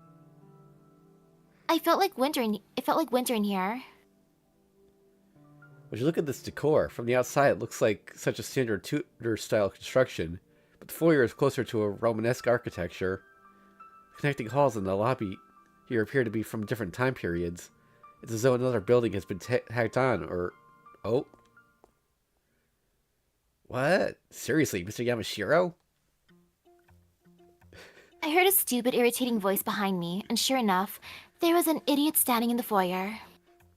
Whoa, and Kochika too. Wonder where the press got to this morning. Guess she was picking up you two, huh? Hey, what's Hosuke doing here? Sojiro probably invited him. He said something this morning about a nice surprise for everyone. Can't say I agree with his choice, but it could be worse. At least Kinomi can liven the mood. Hell yeah, I can. I got a bunch of party tricks and jokes ready to go. Ghost stories, impressions, you name it. If we wanted something loud and annoying, we would have brought a cockatoo. I can never tell what the Shizuki is thinking. Hosuke, make yourself useful and help me with my luggage. Come on, you know I'm funny. I ignored him and put my overnight bag down on the floor. Don't look inside. I know. I don't want to see your boring grandma underwear anyway. Oof, man, this is heavy. Your granny panties made from chainmail? Hold on, I'm remembering something.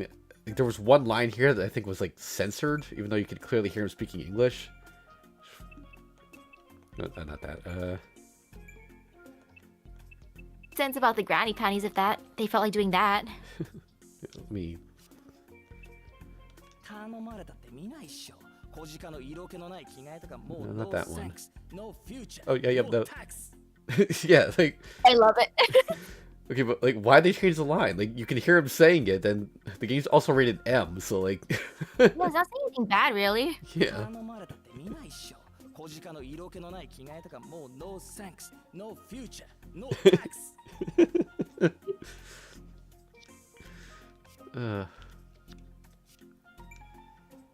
Censorship never makes any sense, man.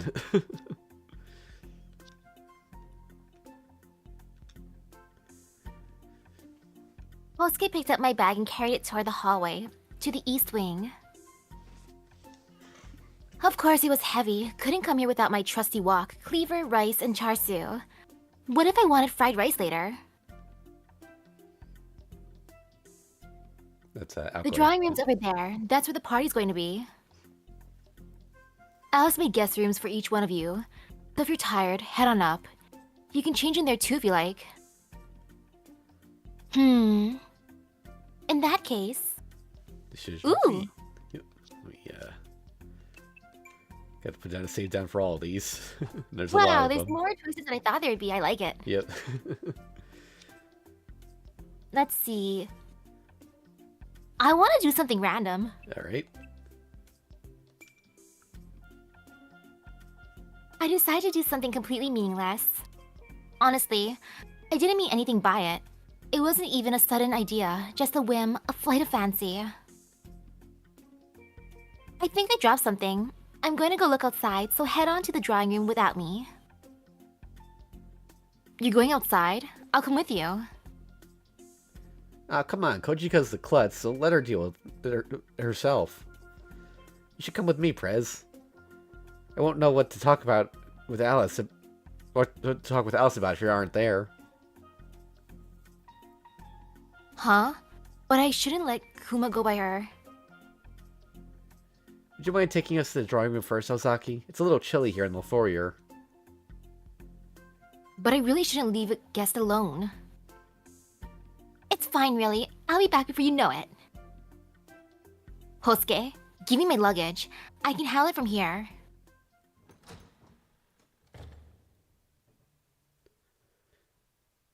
I left the others behind and headed outside. Aimlessly, I wandered the woods near the mansion, gawking like a tourist. No one was around, and the sky was getting increasingly cloudy. Hmm? That was strange. I felt like someone was watching me. See.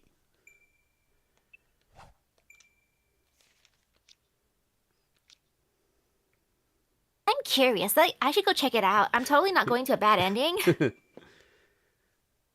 Time to find out who that was. It went against my better judgment, but I decided to track down whoever had been watching me.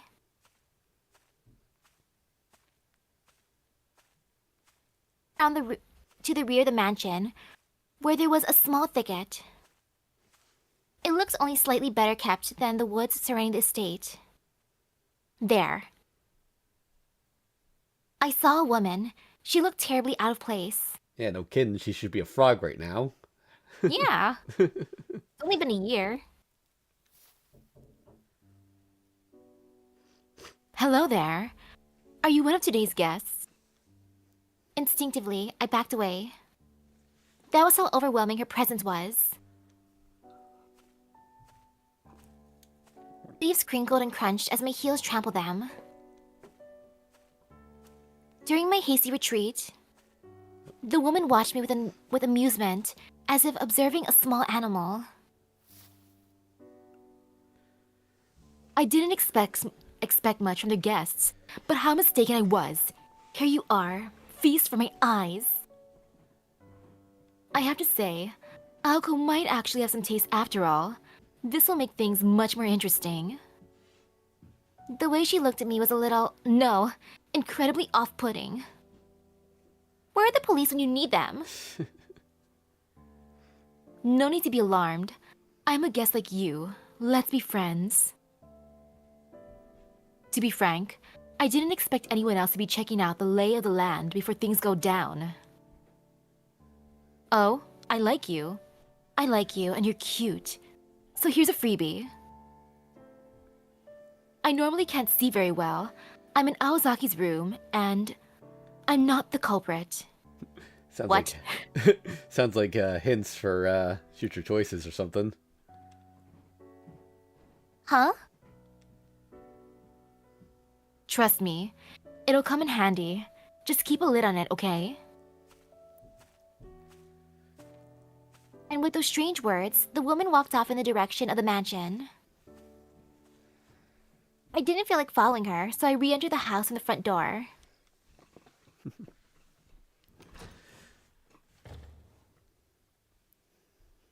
Once in the foyer, I could hear laughter coming from the east wing drawing room to my right. I kept Aozaki waiting long enough. Picking up my luggage, I made my way over.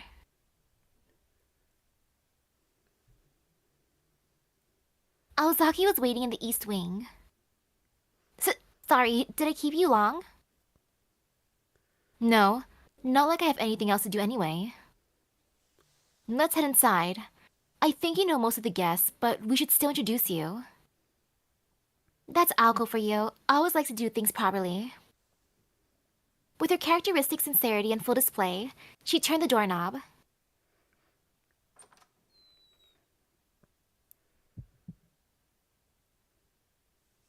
The moment I entered, I had to stop myself from jumping out of my skin. The parlor was cozy compared to the lobby, but I didn't have time to appreciate it. I was too distracted by a familiar face I hadn't expected to run into. First was Alice Kuonji. I was nervous because I'd only met her once or twice, but she wasn't the one who surprised me. Next was Bayo. He was a child who often hung around the shopping district, almost like a guardian spirit, perhaps, a greedy little goblin. I'd spoken to him before, so he wasn't a shocker either. Oh, I'm surprised. Last was the student council vice president. Come to think of it, he was acquainted with Aozaki and Shizuki, so it made sense he'd be at this birthday party. What does his shirt say? Bring you luck? Yeah, I think so. makes sense, right? Hey, what's Tsukiji doing here? Oh, didn't I say he was coming? Should I have let you know if he was going to show up? I don't exactly have a problem with them. So, what's the issue? We see each other every day at the student council, don't we? Well, we're not at school and, well, I'm in my regular clothes. Aozaki gave me a look that said, and? Of course there was a problem. Could you blame me for hiding it? To be frank, I had a crush on Tobimaru Tsukiji. I felt that way for 3 years. 3 whole years, and I still hadn't said anything. I knew it was spineless of me. This might not mean much coming from me, but I didn't always used to be a coward. During my freshman year, I was only vaguely aware of him as Aozaki's coworker. I only really became aware of my feelings during my second year. He spoke to me often, maybe because he trusted me as Aozaki's friend. And whenever he did, I went home happy. At the time, I didn't know why. The realization hit me when we happened to be cleaning up together after a school festival in my second year. We were just hiding things away when BAM! I realized maybe I'd liked him all along. They say love's a poison. But yeesh, talk about delayed effects. Anyway, nothing really changed after that. In an act of rebellion against my simple-minded family, I decided to never inherit the family business. That's why I like to believe I've been hardworking and disciplined since middle school. It's a personal point of pride. And it made it all the more excruciating to accept that I'd been overtaken by a teenage infatuation. You could say I lacked courage. Eventually, the school year passed by even as I did nothing about my feelings. But I never got over him. We entered the fall of my third year. Graduation was close, but I still had no idea what to do about my crush. Then, I learned to my surprise that Tsukiji would be attending a local college. I had this on good authority, since I'd flexed my powers as a student council member to dig into it. It wasn't Mizora, but if he was going to a nearby school, that would be unfortunate. After all, if I also went to a college nearby, I wouldn't be able to cut my ties with him.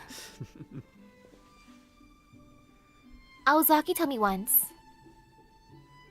Pretty sure Tobimaru's interested in you, Kuma. He only makes small talk with people he likes, right? I want to believe it was true. I mean, he even broke his arm to save me during the craziness of summer. Dang! That is intense. Yeah. I didn't know if Tsukiji had a girlfriend, but I was sure I had a chance if I asked him out. But... giving in felt like throwing away everything I'd fought for so far. Ever since I was a kid, I planned ahead. I used to look down on classmates who were obsessed by childish dreams and romance. And now, here I was, actually willing to give up 6 long years of hard work for the dumbest of reasons. That wasn't me. That wasn't the Kojika Kumari I was trying to become. Earth to Kuma, you okay there? Yeah, I just needed a moment to clear my head. I'm A-okay now. I think I'll go say hi to Miss Kuonji. So I said, but I couldn't shake a slight tinge of regret. I should have listened to Aozaki instead of laughing through my nose when she said to wear something nice to the party. Well, it's not like I had a nice dress to wear anyway, so there isn't much I could have done to impress him. Pat my hands to my cheeks to get my head on straight, and try to carry myself as I always did.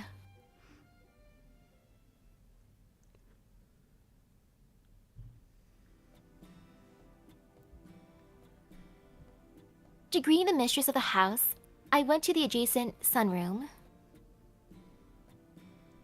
I recognized the other guests here, so there was no need for introductions. The sunroom and drawing room were connected, and you could see each room from the other. Miss Kuonji sat on the sofa in the drawing room, elegantly sipping a cup of tea. Chatting nearby were Hosuke and Mr. Yamashiro. Didn't expect to see him here. Ah, so those were oak trees in the backyard. We have Nara trees here in Japan, but I don't remember them looking like yours. Must be a unique species. Japanese and British oaks look very different, and I understand that there are some 400 or more species of oak. He's just droning on about stuff he likes, as if anyone actually cares. Fair warning, Alice. He's the kind of teacher who doesn't give a damn what students think, so you'd better off ignoring him. Never mind that. Want to do anything over winter break? You don't seem like much of a skier. I can teach you how if you want. Can't either of you talk about something interesting for once? It's like listening to a pair of woodpeckers. You're putting these front doors on the same level as those pecking, blathering bird brains. Better than Sonoji, I guess, but only slightly. Still, I'm way better than either of them, and all I do is live or die. What's wrong with that fat bird? There was a blue robin flitting to and fro around Miss Kuonji's head, chirping adorably. But whenever it tried to land on her shoulder, she batted it away. Is that how she raised her pets? Aozaki was nowhere to be seen. She was probably in the kitchen or bathroom. With nobody to talk to, I took a seat and let my thoughts wander until... Hey, Kumari. Did they invite you too? Work get out late today? Tsukichi kicked off a conversation in his usual casual way. His slender arms were picturesque, even while holding a glass of juice. I'm off work today. Took 3 whole days off, actually. I'm on track to hit my budget anyway. Nice, so the countdown's ticking until liftoff for Misaki, eh? I guess you won't be saying good morning to each other at the corner store anymore. Wait, wasn't it you who dumped water on me for trying to smoke once?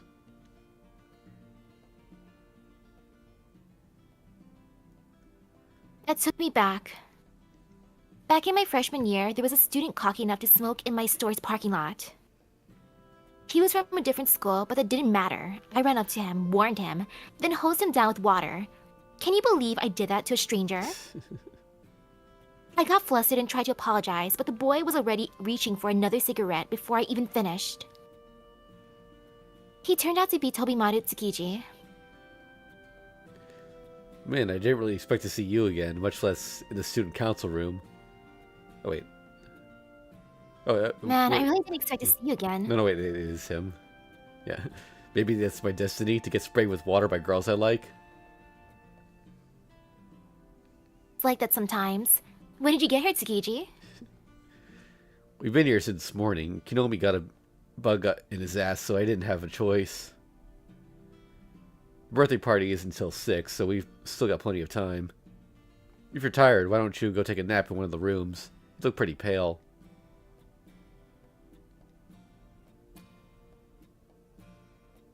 Describe the most unfair aspect of Tsukiji. It was his ability to be sensitive, even while coming off as rude. For my part, I was way too shy. It took serious effort to talk to a lot of people in a new place, even if I already knew them. Yeah, good idea. I'll go take a break. That's the spirit. Which one was your room again? Toby, do you know where Sojiro went? Shopping, I think. Said something about needing more drinks. Oh, he could have said something. I wish he wouldn't try to do everything by himself all the time. Not that I got anything against lone wolves. As I mentioned earlier, the blonde boy's name was Bale. I didn't know his full name, nor had he ever formally introduced himself. Tsukiji, Aozaki, and Shizuki all called him Bale, so I just followed their lead. He seemed to be fond of Shizuki. Whenever he had a chance, you'd hear him go, Sojiro, I want to go to a theme park the next time you're on break. Sojiro, are you hungry? Let's go out for lunch. Sojiro, could you pat me on the head? No real reason, I just want you to. Oh, is Sojiro the first love? I think it's more like a big brother, but... And so on. He clung to him like a cat to a curtain. Was Shizuki even the kind of person that was popular with kids? All the Sojiro. Every day was starting to grate on me. Anyway, I went to find my guest room. Kamari, do you know where your room is? Oh, yeah. I asked Aozaki earlier. She'll be back in about 30 minutes.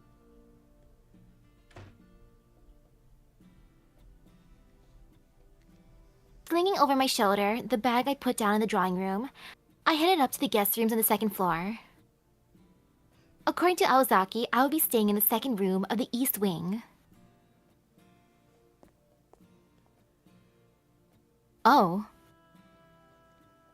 As I headed out to the hallway, I ran to Aozaki. She seemed to be on her way from the bedrooms to the hall. You taking a break too, Aozaki? Is that your room on the end there? Yeah, but I'm not going in there. I'm just looking for something, don't mind me. Oh, the door to your room's open. I left your key on the desk, so make sure to lock the door whenever you leave. Aozaki took the stairs down to the first floor. My room was unoccupied. I checked to make sure I was alone, then put down my luggage and stowed my wallet in a pocket. I considered keeping my favorite bunny-shaped commuter pass and Lucky Charm with me, but all it contained was a yearly school festival photo anyway. I left it on the table. I was going to be spending the night in an unfamiliar building. It was best to travel light. Where's the key? Oh, here it is. It was a brass key with an old-fashioned and elaborate design that perfectly complemented the mansion's European theme. Phew, I'm beat. I plopped my butt down on the bed. I was always self-conscious around Tsukiji, but Miss Kuonji made me nervous in a different way. For some reason, I always felt a pang of guilt whenever she looked at me. It was like being gently interrogated, being controlled with all of my life's failures. I doubt she meant to make me feel that way. It was just how I reacted to her. Nobody was perfect after all. I don't know how Aozaki and Shizuki can live with her every day. I could only respect them for that. Aozaki simply had an iron will. I bet she lived life without any regrets. Shizuki was completely different. It was clear he was oblivious to how scary Miss Kuonji's gaze could be. Anyway, I fell backwards onto the bed. Outside my window, the sky was overcast. The weather forecast had said the three-day weekend was supposed to be sunny. Not so in the mountains, I suppose.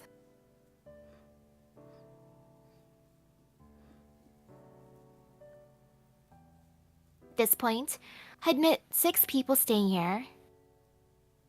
Aozaki, Miss Kuonji, Shizuki, Tsukiji, that idiot Hosuke,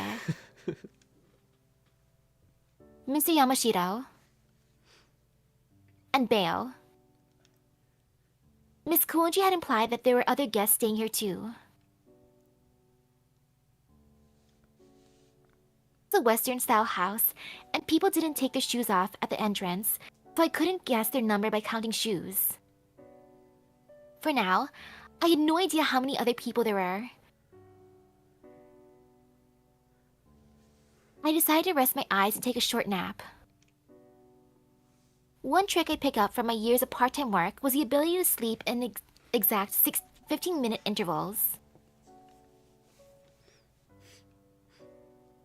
As I drifted off, I heard a laugh, or was it a scream?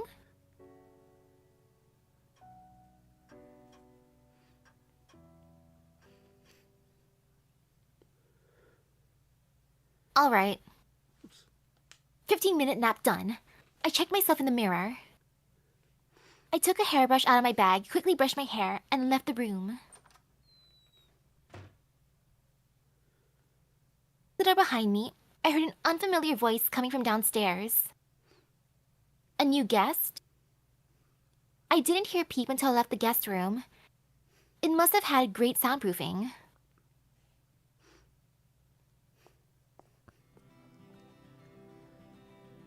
It really is coming down out there.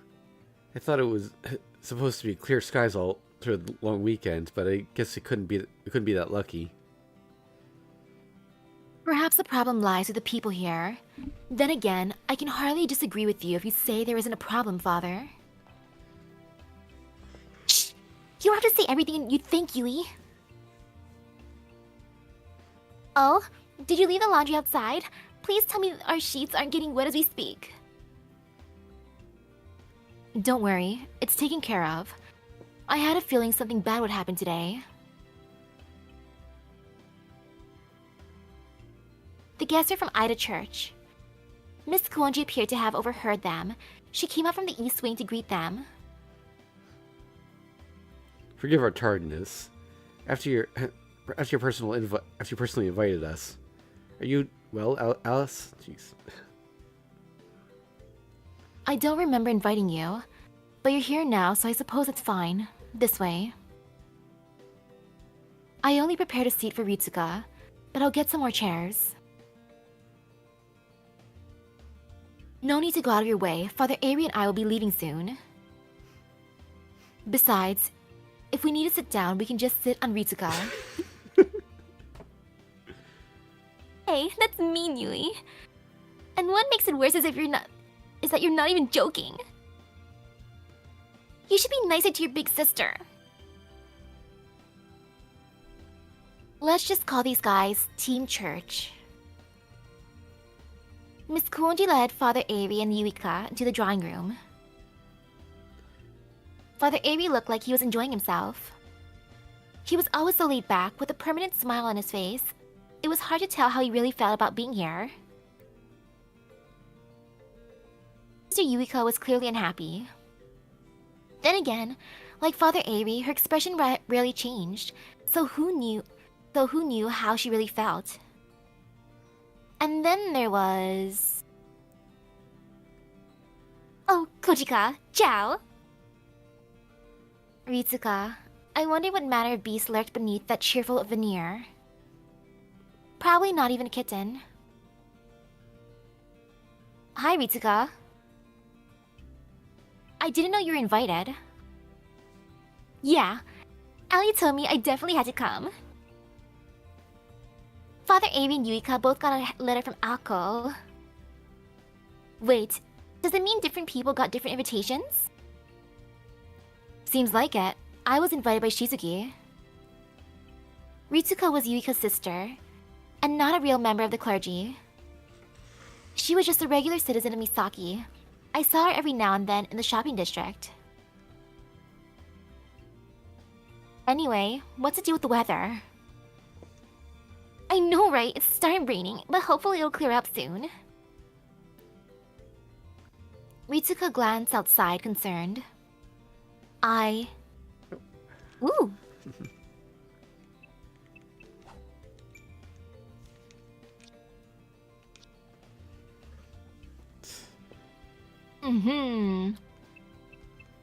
I want the rain to turn to hell just to keep them inside. No one's leaving the mansion. The rain might turn to hell. I'm sorry, Ritsuka, but it looks like the rain might turn to hell. Brr, it feels colder here than it does outside. Yeah, let's move to the drawing room. I agree, but... Oh well, Sojiro's business is Sojiro's business. I was going to wait for him, but there's probably no need. Shizuki was outside? Yeah, cutting the grass near the road. He was going at it hard, like he's expecting royalty. I could never figure out what made that guy tick. It was too tiring to even try. We moved to the drawing room in search of warmth.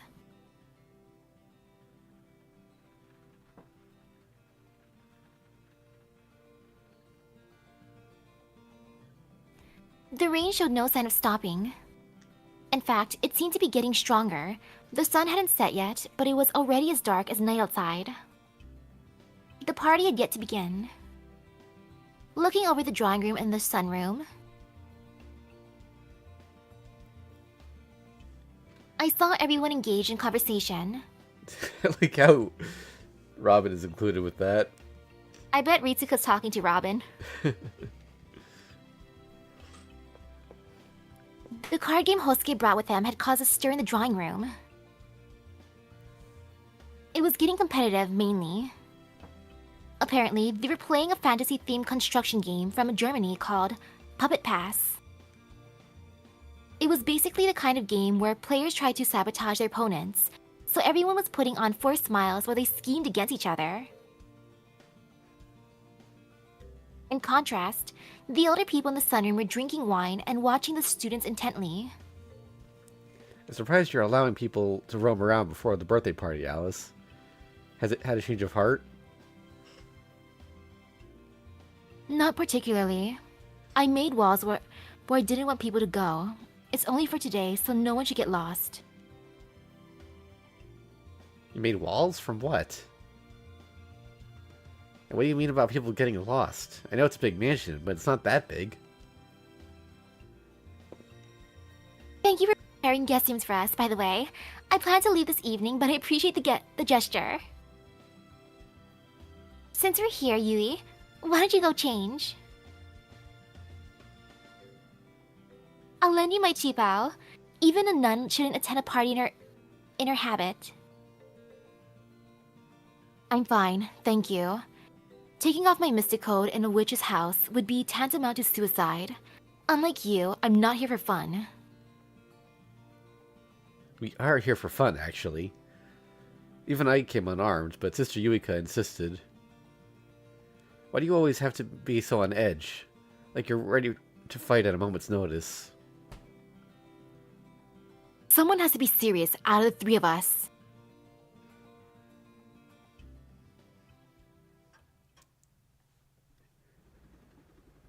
The clock struck 6. Outside, it was completely dark. With Mr. Yamashiro and the church staff here, it would probably be safe to go home tonight, but the rain gave me pause.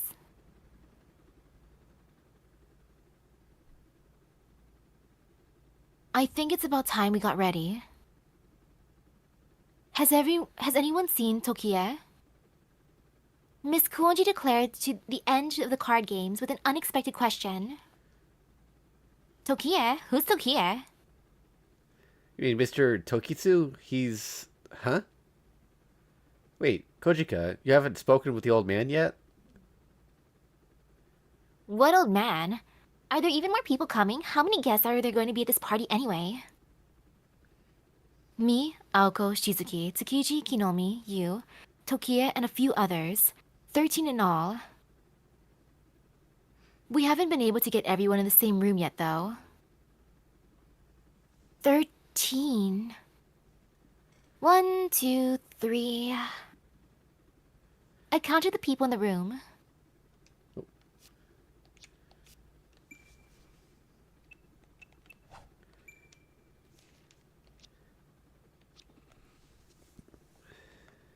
You know, I haven't seen Shizuki, come to think of it. Where is he? I mean, he's cutting grass, but still. Just then... What? I heard a strange sound outside, like something cutting through the wind.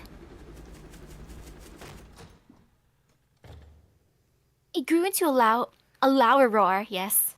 It grew into a loud roar that seemed to pound the very walls of the building.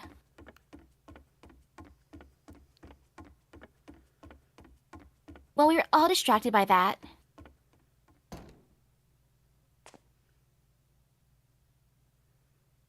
who was she? The new best girl. You've got some nerve to exclude me, you little nursery rhyme girl. You call these dimwits to your birthday party, but not everybody's favorite English beauty, May Riddle Arcolot?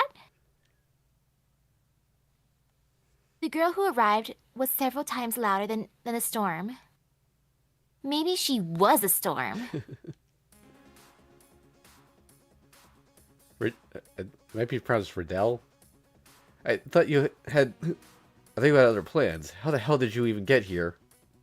I really like You know her. each other? Apparently. I really like her outfit, by the way. It's cute. Helicopter, obviously. Remember this well, Tobimaru. Unlike you extras, nothing is impossible for me. With the snap of my fingers, I can send missiles flying from the other side of the earth. Well, don't do that. Without so much as a glance in our direction, the girl walks right up to Miss Konji. She was dressed in pink from head to toe. It was more accurate to call it a strut than a walk. Her boots made an aggressive clacking sound as they struck the ground. The association's creme de la creme, adored by countless admirers, the first witch star in history to pass 100 million fans has taken time out of her busy schedule to come here for you. How does it feel? You must feel so terrible. But such a wonderful surprise beyond your wildest dreams, no doubt. Go ahead, weep with joy. Wow. I never thought I'd see the day Miss Kuonji's stoicism replaced with pure irritation. That girl in pink nodded smugly down at Miss Kuonji before finally noticing the rest of us. Atrocious. Who are these nobodies? I thought this was a birthday party. You have terrible taste in company.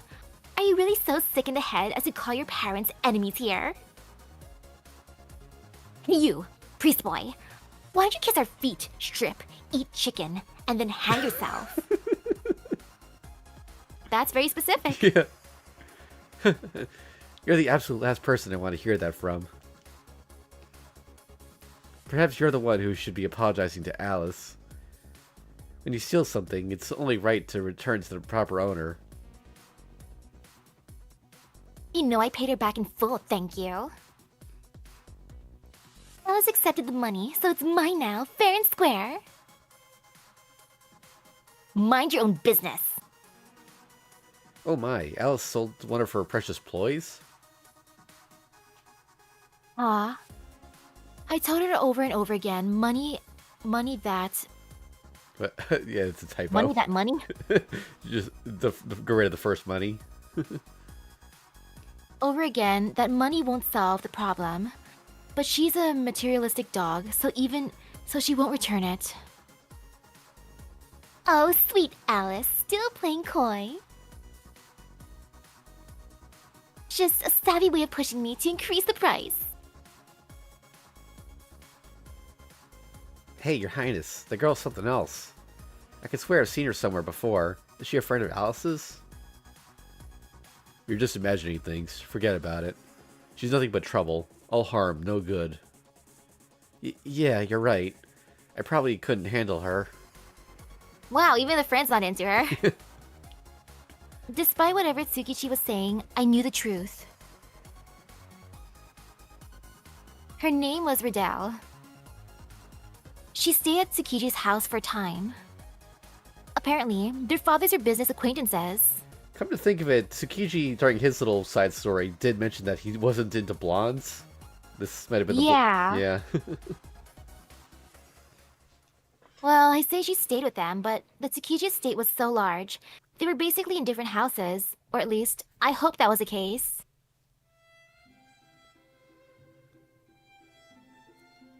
I suppose I should ask.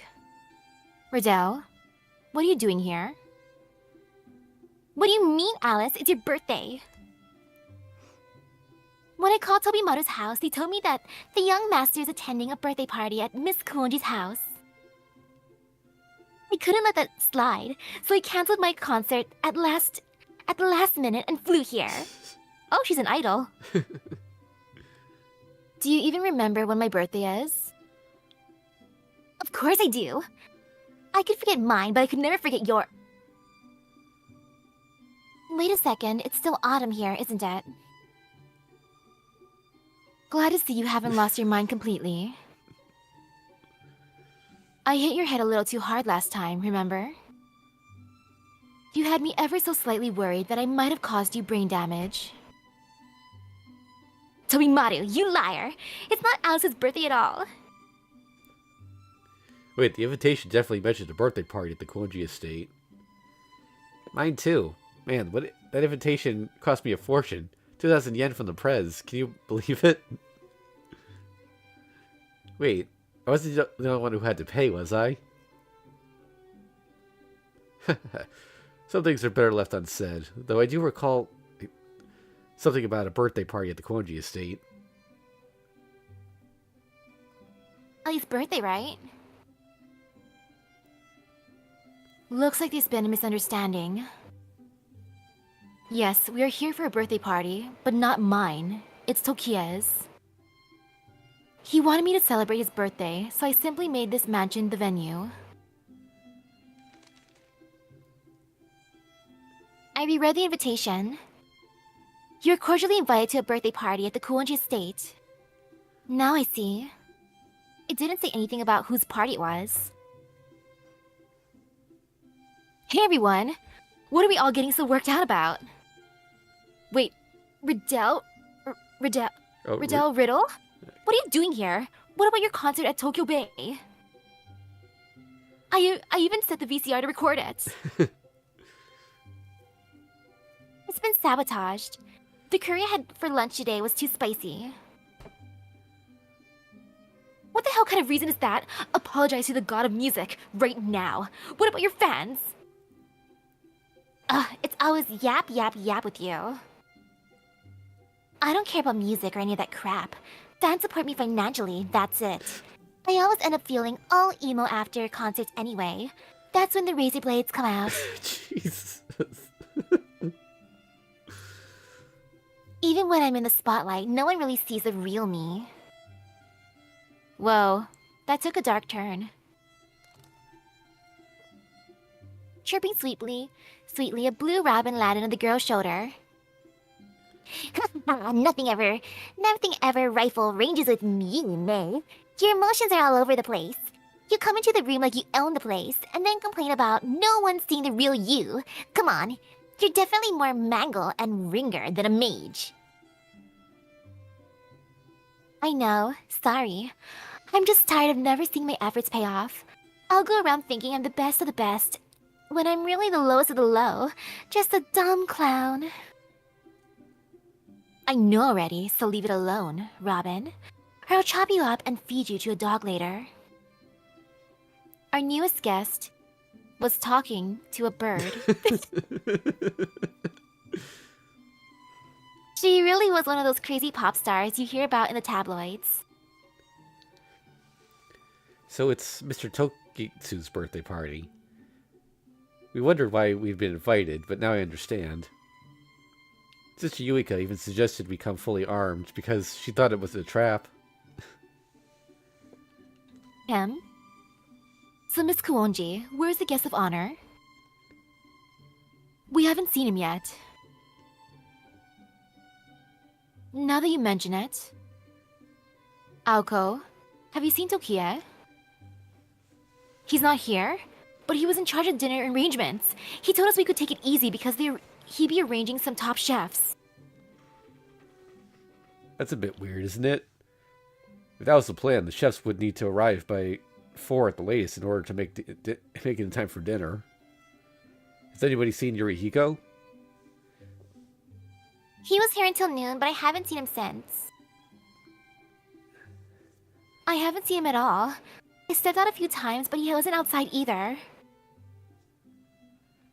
It's been nearly 5 hours since noon. Has nobody seen him during that time? The room was silent. Everyone seemed to be waiting for someone else to say something. Even Hosuke and the pink-haired girl didn't have anything to banter to offer. Why'd the place go out? Simon said. Are we about to do some karaoke? Don't you know I'm so good, I'd knock your rhythm and blues right off? I'm a cock rabbit, you see. I'd stick a microphone under my beak and... The only one making any noise was the rabbit on the table. It was bobbing its head in a strange way.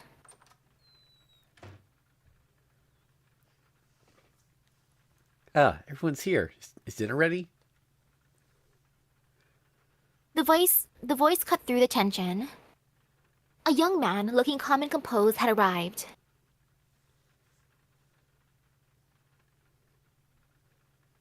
He must have picked up on the mood in the room, right? With his stable, unreadable grin, Shizuki looked around the room and everyone gathered. By the way, Mr. Tokisu's dead in the attic. What should we do? So casual! What? What? What? Oh, it's even worse since Sojiro lives in the attic. I'm gonna assume Oh, that's dear. Alice. We were on the 3rd floor. A hellish scene greeted us in the attic directly above the hall. In the center of the room was Yurihiko Tokitsu. Or so we believed. The faceless body had been burned and most of its limbs mangled. Only the torso remained in a vaguely recognizable shape. A burning stench filled the air outside the soot-covered walls. Can't tell whose face that is anymore, but that's definitely the old man's suitcase. Forget it, I ain't looking. Good old Tokie. Grandiose even in death. I'm in the mood for barbecue now. Hey, was the room locked? No, Sojiro's room, the attic doesn't have a lock. Anyone can come in. Well, shit, it looks like an explosion killed him. I don't see any source of the combustion, though. Did Yurihiko like playing with explosives? I wouldn't put it past an artist. Let's all calm down. I think it was premeditated. This is a crime scene. Is this flour? Hosuke remained on the 2nd floor, trembling. The rest of us took turns surveying the scene. Nobody touch anything, okay? Look around in pairs and make sure the other person doesn't do anything suspicious. Allie, do you mind if I call the police? Thanks. I'll go use the phone in the foyer. Following the orders of a now quite animated Ritsuka, we moved about in pairs. Since Hosuke ran off, I ended up paired with Tsukiji. Damn, what a way to go out. Who kills someone with an explosion? Surprised Tsukiji already saw this as a murder. You don't think it was an accident? No, I don't. There's zero chance Tokitsu would handle explosives in the Koonji house. Just look at his torso. There are faint scorch marks around his waist. Could be rope burns. It's possible he was tied up and held prisoner. Killed with a bomb without anyone noticing? But why? Why indeed? Who would go through so much trouble? I suppose the advantage of using explosives is you can detonate them remotely at a time of your choosing. Helps with creating an alibi. Wow. Dead body or not, Tsukiji didn't skip a beat. He stayed calm and composed as he analyzed the situation. At times like this, he seemed so perfect. Actually, whenever I saw him get serious about anything, he was so damn cool. But now I know what the murder weapon was. Bread. Huh? A voice called out to us from below. Down here, everyone. We got a problem. The phone line is out. Tsukiji and I looked at each other. We should check it out, Kumari. I nodded, and we exited the attic together. Father Avery closed and locked the door behind us after we returned to the second floor.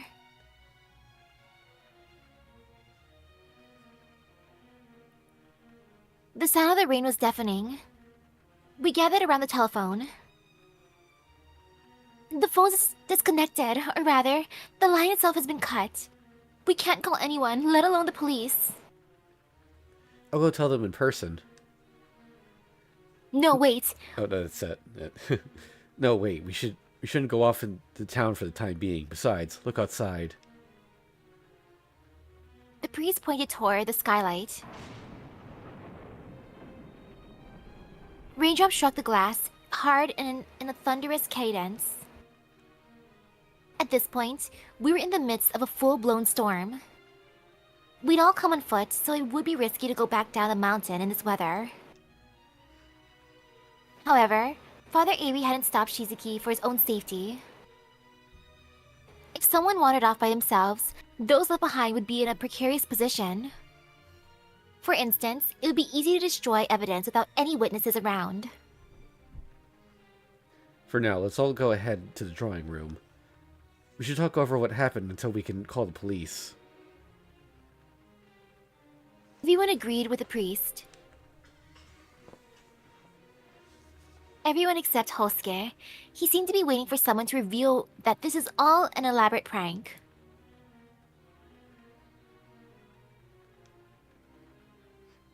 Feeling a slight chill, I glanced at the front door. Just faintly, I had the sense that something was off. Outside, the rain became a torrent. With my mind in a haze, I... Decision F.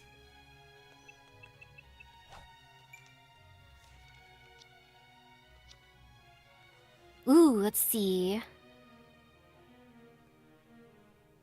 I want to push the situation to be worse, so something horrible is about to happen. I feel like something terrible is about to happen.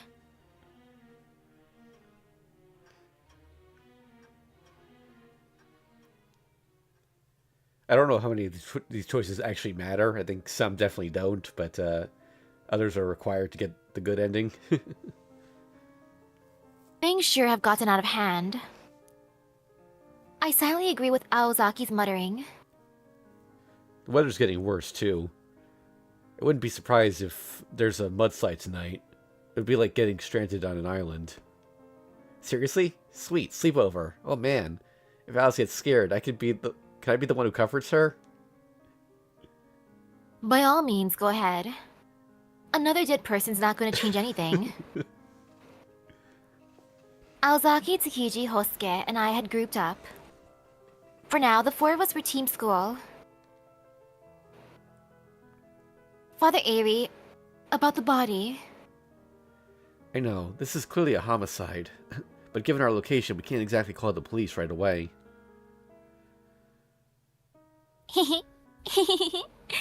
6 years. 6 years it's been since Aoko made fun of my sketchy hobbies. And now, we're here. A real murder scene. It's like a dream come true. She did say earlier that she likes mysteries. She did. Team Church was made of those three. I'd expected them to have the most cohesive group, but that didn't seem to be the case. Hey Sojiro, for the tea and the scones. I'm a star, you know. I come all this way, and not only do I get a slipshod welcome, but now there's been a murder. Have you people no sense of courtesy? Well, hold on. Demanding tea and scones after someone's died is worse than bad manners. And what is that supposed to mean? It's a dog barking orders at his master. Don't pretend you're the one with common sense here. The girl in pink grabbed Shizuki by the collar and shook him viciously. Whoa, I see 2 Aozakis. Shizuki's eyes began to glaze over, probably because her fingers were digging into his carotid artery. Hey, Pinky. He don't look very tasty for a human, but hands off Sojiro before I bite your head off. Oh, really? Why don't you try it? I know your weakness. Want me to beat you again and shrink you down to the size of a mouse? Oh, so you think you know me, do you? Just shows how blind you really are. Don't forget, your ancestors were a bunch of soot witches born in the Industrial Revolution. I don't know how you've done it, but you're even dumber. Alright, time to die. I'm happy to add another 2 mangy mutts to the body count right now. There's already 1 dead guy. What's another 6 or so corpses on top of that? Meanwhile, the disagreeable team mansion was centered around Miss Kuonji, who was sitting on the sofa. The pink girl, Bale, and Shizuki were bickering bitterly about something or other. Miss Kuonji, the mistress of the house, remained silent, her expression pensive. The blue rabbit had gone off somewhere again. Okay, everyone, enough of that. We're in a wonderful... We're in a tight situation. This is no time to fight amongst ourselves. Mr. Yurihiko Tokitsu has died. The mansion's telephone line is out. These 2 things can't be a coincidence. As such, it's logical to conclude that we are dealing with murder. So you're saying whoever killed Mr. Tokitsu made sure that we couldn't contact the police?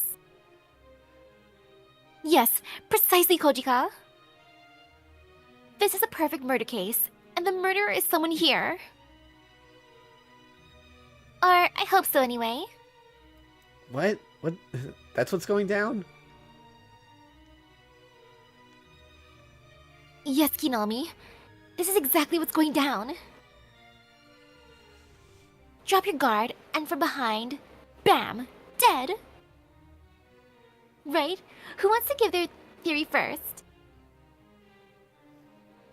I've never seen Ritsuka so excited. Maybe this is how she reacts to fear. Ritsuka.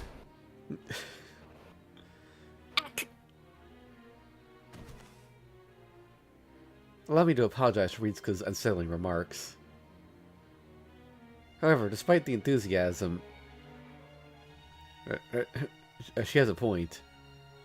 While we can't be certain Mr. Tokitsu's killer is one of us, we do need to make sense of the situation. That sounded reasonable enough. Father Avery kicked off the proceedings. Let's start with the scene in the attic. As the attic isn't locked, anyone could have entered at any time. Did anyone else here see Mr. Tokitsu heading for the attic, or did he say anything about going there?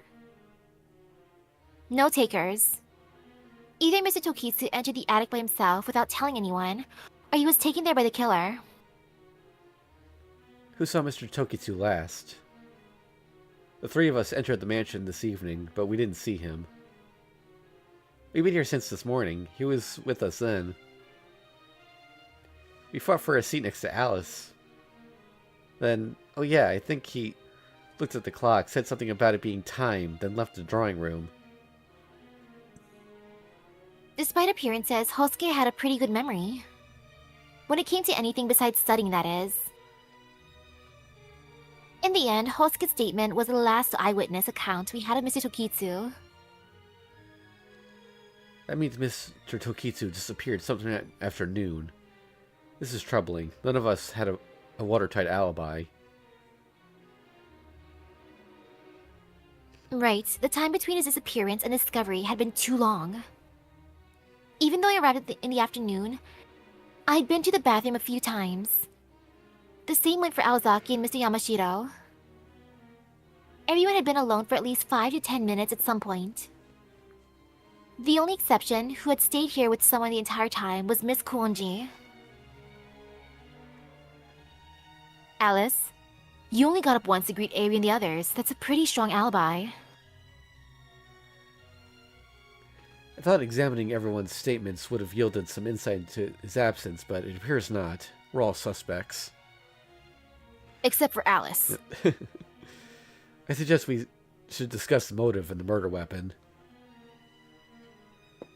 If we look at the motives, then we're all innocent. It has to be someone from outside that set this up. Old Yurihiko owned a massive enterprise. I can imagine a family member taking him out over rights or inheritance.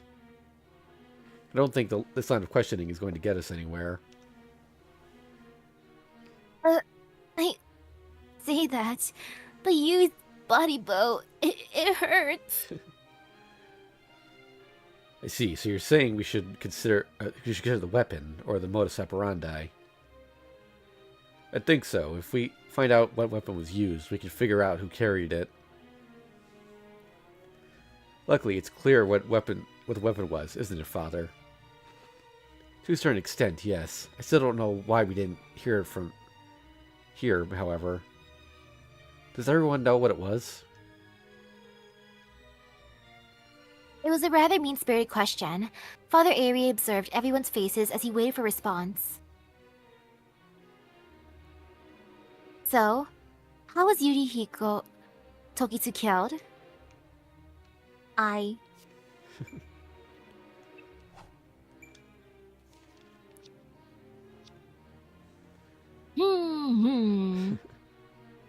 It was some kind of bread. Broadly speaking, I think the weapon used was bread. Huh? What do you mean? Isn't it obvious?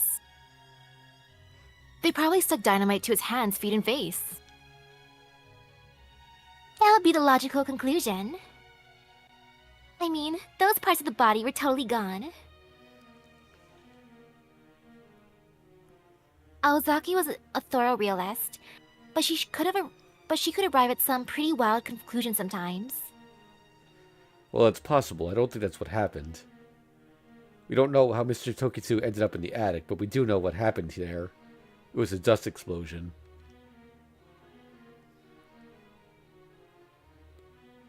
By that, you mean an explosion caused by something like fireworks igniting something combustible in the air?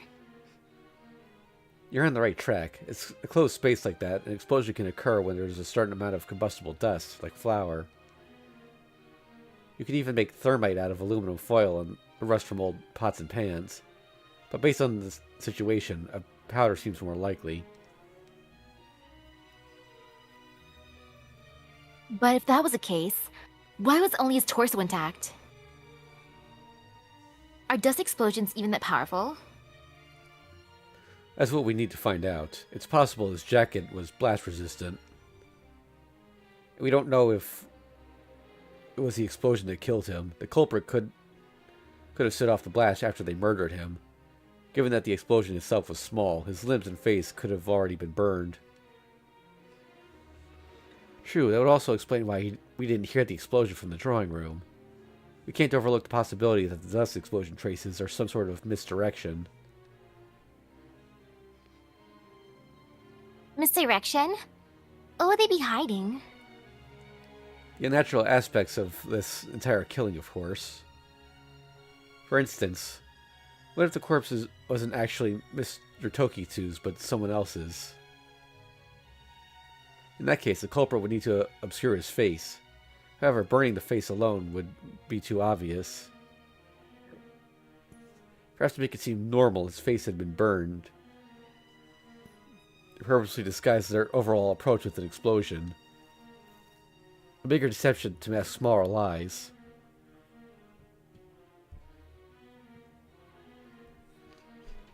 Say that. I really wanted to say that. Everyone seemed impressed by Tsukiji and the priest. Heck, I sure was. Even if I pinned down the possibility there was a dust explosion in the room, I wouldn't have figured out why. A dust explosion, I see. Hosuke nodded solemnly. What does that mean? For now, it means we can pinpoint the location of the weapon. Sojiro, is there flour in the kitchen? I'm checking now. Nope, nothing. I brought extra, but the bags are gone.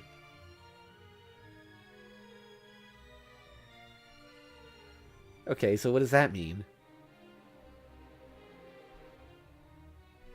I'd say. Someone took the flour from the kitchen. Which goes to show that the culprit knew their way around the kitchen, right? Or was this another possible misdirection? Just then,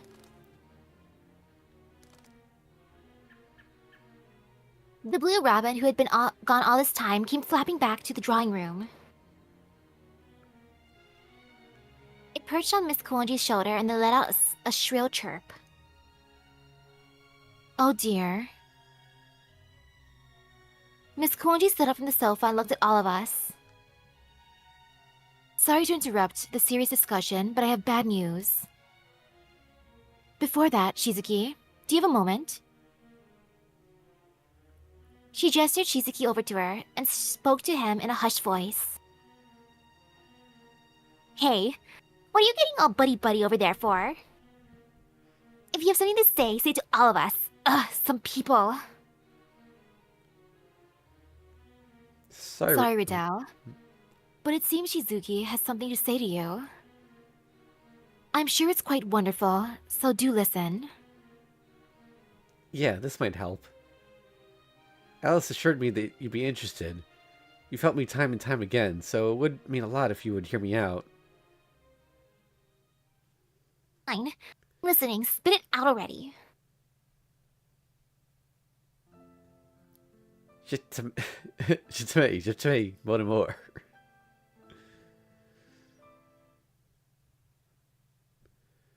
What? Why the hell would you of all people say that? Sojiro, Alice is messing with you. Do you even know what you just said? What?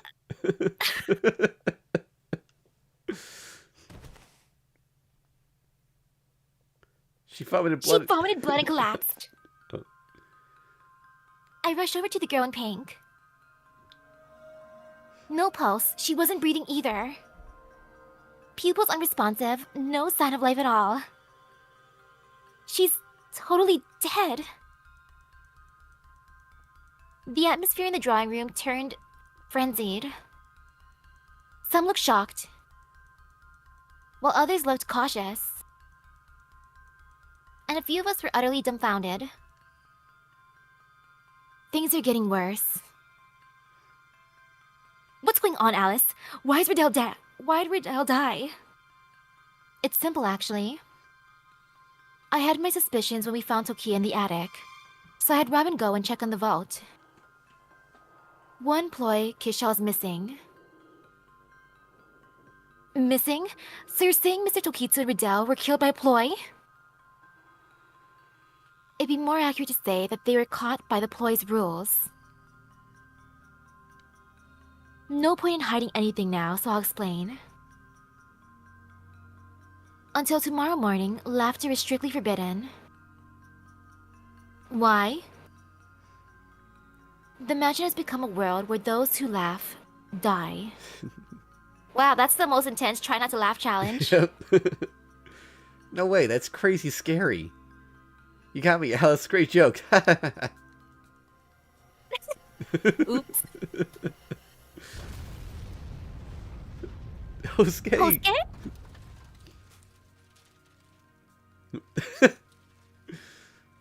He turned into money. Oh yeah, remember there was that $1 bill we saw that had his face on it? Mm-hmm. It seems crazy is right. Thanks to Kinomi, the ploy's rules are clearer now. Laughing of your own accord doesn't count, neither does insincere laughter. However, laugh from the gut about another person's words, actions, or tricks, and you're out. What? I had no idea what was going on. Laugh and you die? Really? I knew Miss Koonji wasn't exactly normal, but I didn't know she was insane. Then again, 2 people died in front of me after bursting out laughing, so was it true after all? So you're saying the ploy Kickshaw is active. But if that's so, why hasn't Sister Yuika noticed? This ploy is perfect camouflage. That and Yuika. Right. I couldn't even attempt to measure the amount of magical energy within the Kuonji estate. We're inside an enormous mystic as it is. Measuring the flow of energy became impossible the moment we stepped foot on this mountain. You're right. Do pardon me. It seems... I seem a bit disoriented. Being calm in this situation would be weirder. Father Avery seemed cold at first glance, but maybe he's actually a more feeling person than I realized. But what on earth was a ploy? The conversation was starting to leave me in the dust. I have a question. I get that if someone makes you laugh, you die. But why are people dying in different ways? Grams, Friedel, Kinomi, all different. You said something about rules, but is it random? Their deaths relate to their nature. Their nature, like their issues, personality, and all that? Right. Even their hidden idiosyncrasies. Oh, I get it now. I thought something was strange, but their deaths are also a part of their design. Wow, so Kinomi must have really wanted to be rich to die in a shower of money. Ironically, money couldn't save him this time. Riddell died a pretty normal death. Knowing her, I expect her to transform into an airplane or a yacht or something. Yeah. Riddell's all barking no bite, vomiting claret, and dying right then and there is balls. Even worse than Kinomi's death. All icing, no Sexton Blake.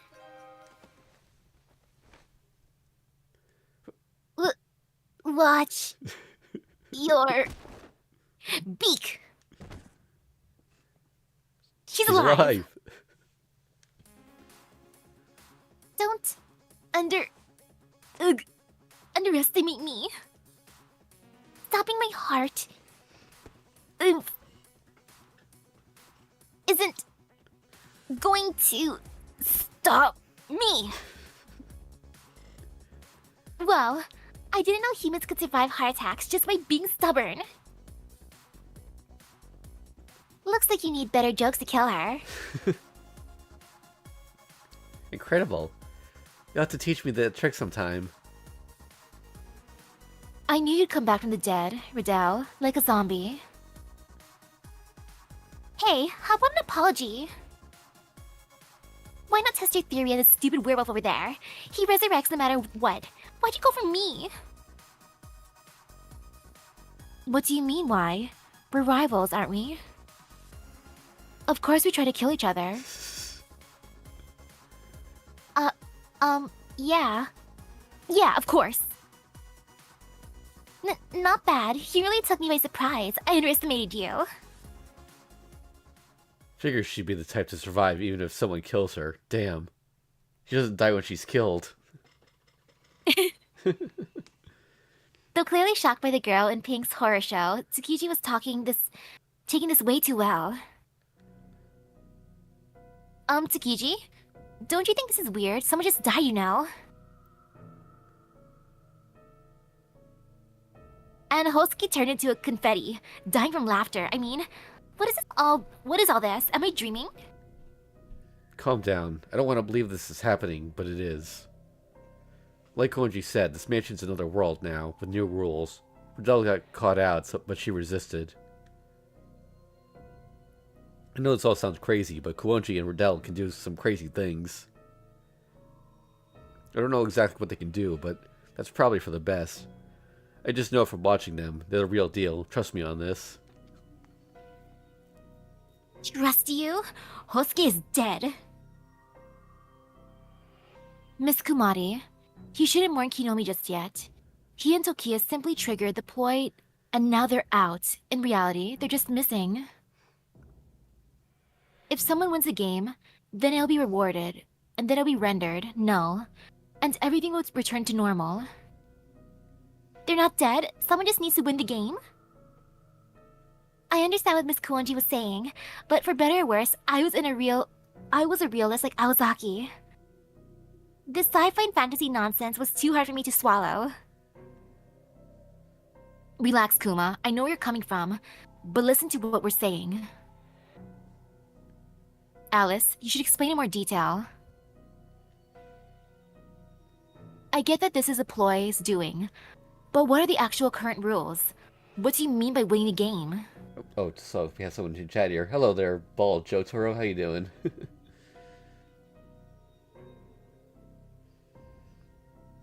We're dealing with a probability shifting ploy.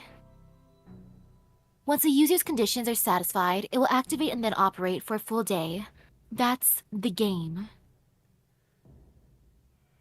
During the game, a new role will be added to the real world. In this case, dying when someone makes you laugh.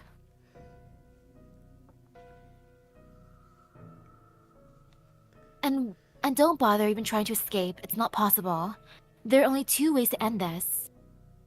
The first is to expose the ploy's user. However, we shouldn't point the finger at just anyone. If the accuser is mistaken or lacks evidence, they'll be eliminated. The other way is for any player other than the ploy, even just one person, to survive until the end of the game. That's how you win the game and bring all the victims back. Their memories of the game disappear, though. That sounds fun. Well, that takes the pressure off. If we wait until dawn, we'll be fine. Like, up to this point, I was wondering, like, they've been exposed to magic. They can't be allowed to live, but if they forget everything, then it's fine. Yep. They'll be like, man, that must have been a wild party. I can't remember what happened last night. The sisters seemed relieved, but I wasn't. Not by a long shot. Maybe it was because I was having a hard time wrapping my head around the situation. But I felt someone edge.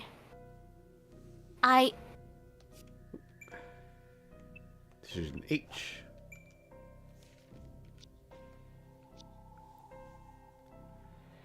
Ooh, let's see. I want to put down... It's easy enough not to laugh for one night. Yeah, totally. I think it's easy enough not to laugh for one night.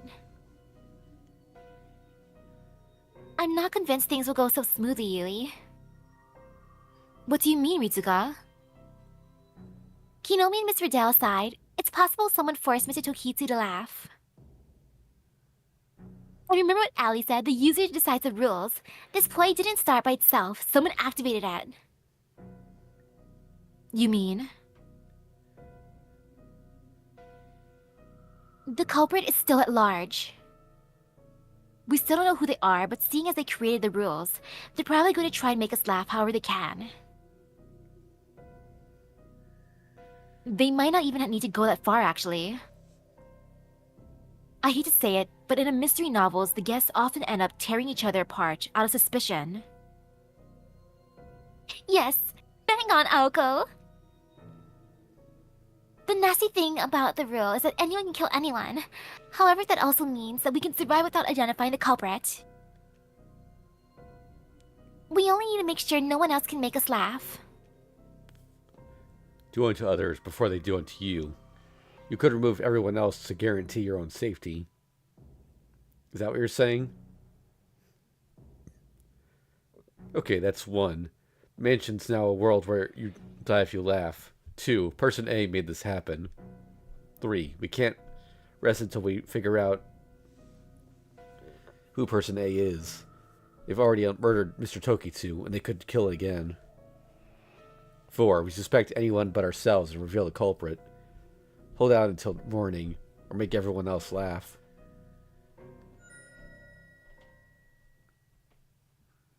Only one group can survive. You think you're some badass talking like that? Alice, what number ploy is this? 15. It's a ploy Kisha of magical reinforcement via charms.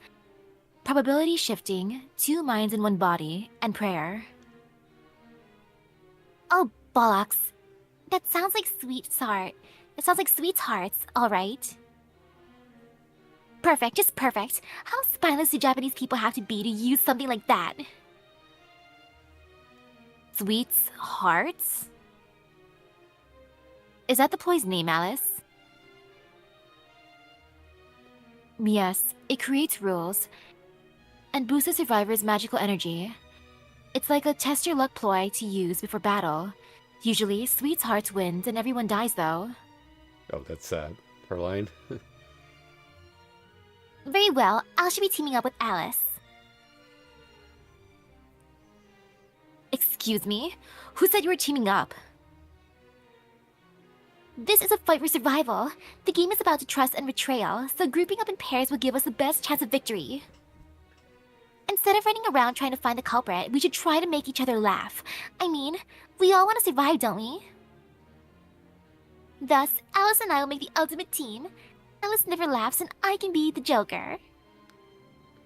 Right, Alice? Mind if I join you, Shizuki? Sure. Based on what I've heard, you're the safest person to be with. Whatever happened to kindness in this cruel world? I see. Partner with someone you trust. Someone you don't believe to be the culprit, and work together. Sister Yuika, would you mind? My pleasure. While this is frightening situation, you appear to be the most trustworthy person here. Yes, this is frightening situation. Yes, indeed. Hey, what about me? Wanna partner up, Aoko? Riddell, let's pair up. Just for tonight, we should put everything behind us. Oh, come on, you can make peace with me too. I'm fine. If push comes to shove, we can just demolish the mansion. Makes sense so far. How about it, Kumari? Just two regular Joes with common sense.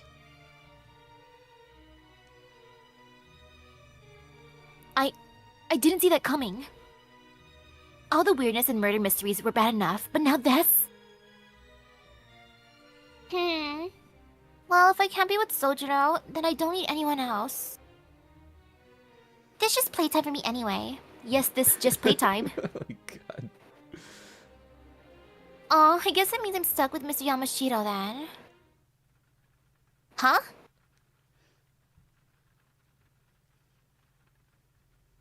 We all looked at each other. I've been wondering when someone would notice Mr. Yamashiro had been missing for a while. Did you remember he was missing? It should be fine.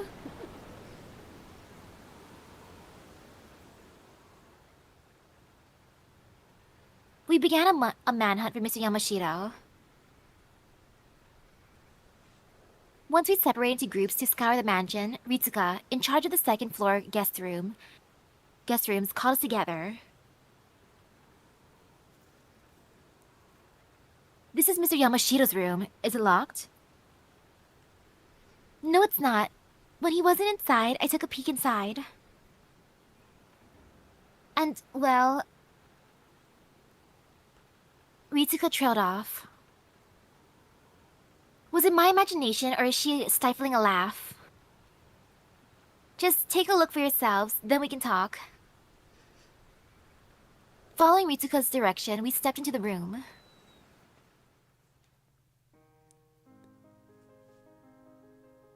Inside, there was a field of flowers.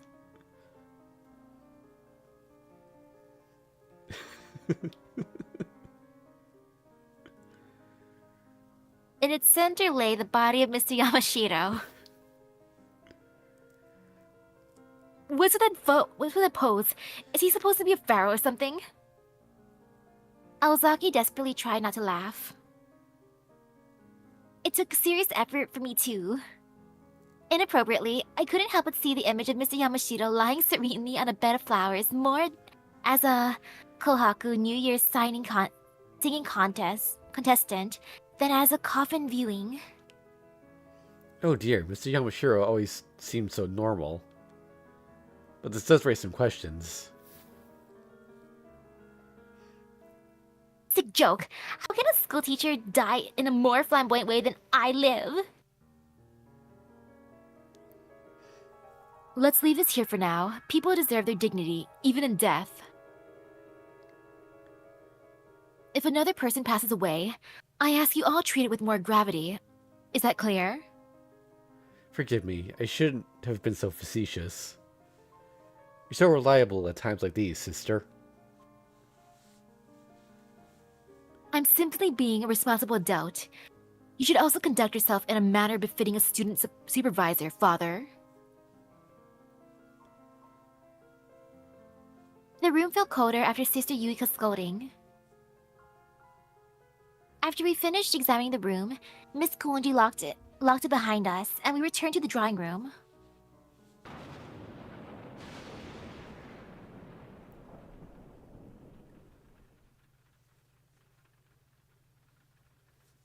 Somber mood settled over the parlor. The gloom wasn't from any sense of grief, but rather a certain feeling that pervaded the group after we split into pairs. Suspicion between the teams. There was no evidence of a struggle in the guest room. Either Mr. Yamashiro invited them in, or they invited themselves in before he arrived. Either way, he likely knew them and was taken by surprise. Mr. Yamashiro probably didn't know the rules, so maybe it was easy to make him laugh.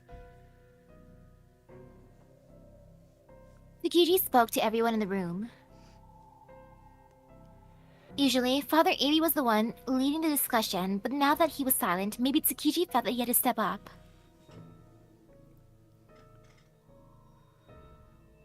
What's gotten into you, Toimaru? You're normally more direct than this. Where are you going with all this? Oh, it's just that aside from Kuonji and the people from the church, you, Kamari, and I are all knew Mr. Yamashiro well. That blockhead wasn't the kind of guy to give you a big belly laugh at your jokes. He was right. Mr. Yamashiro smiled a lot and was easygoing, but he was neutral to a fault. He never responded strongly to people's opinions, almost to the point of utter indifference. For him to laugh hard, he must have been taken by surprise, like victims on prank TV shows. We can figure out how they made him laugh later. Someone's out to get us. Enough of this friendly chit-chat. Let's get to the real issue. Agreed. Who among us is most likely suspect? We should narrow it down. I don't think anybody wanted to hear that, but we all knew it needed to happen. There was no way around it anymore. Someone here intentionally made both Mr. Tokitsu and Mr. Yamashiro laugh. In Tokitsu's case, they even used explosives. Wait. I know it's a little late to bring this up now, but the way Mr. Tokitsu died... Right, probably death by bread. Yep. Makes sense in a way. Tokiya did once say that if it wasn't for flour, he'd have saved the world with avant-garde art. Tsukiji scratched his head apologetically. He looked frustrated with himself for thinking so much about the time of death and the identity of the killer. I guess he did have a more sensitive side. I don't believe we need to hunt for the culprit.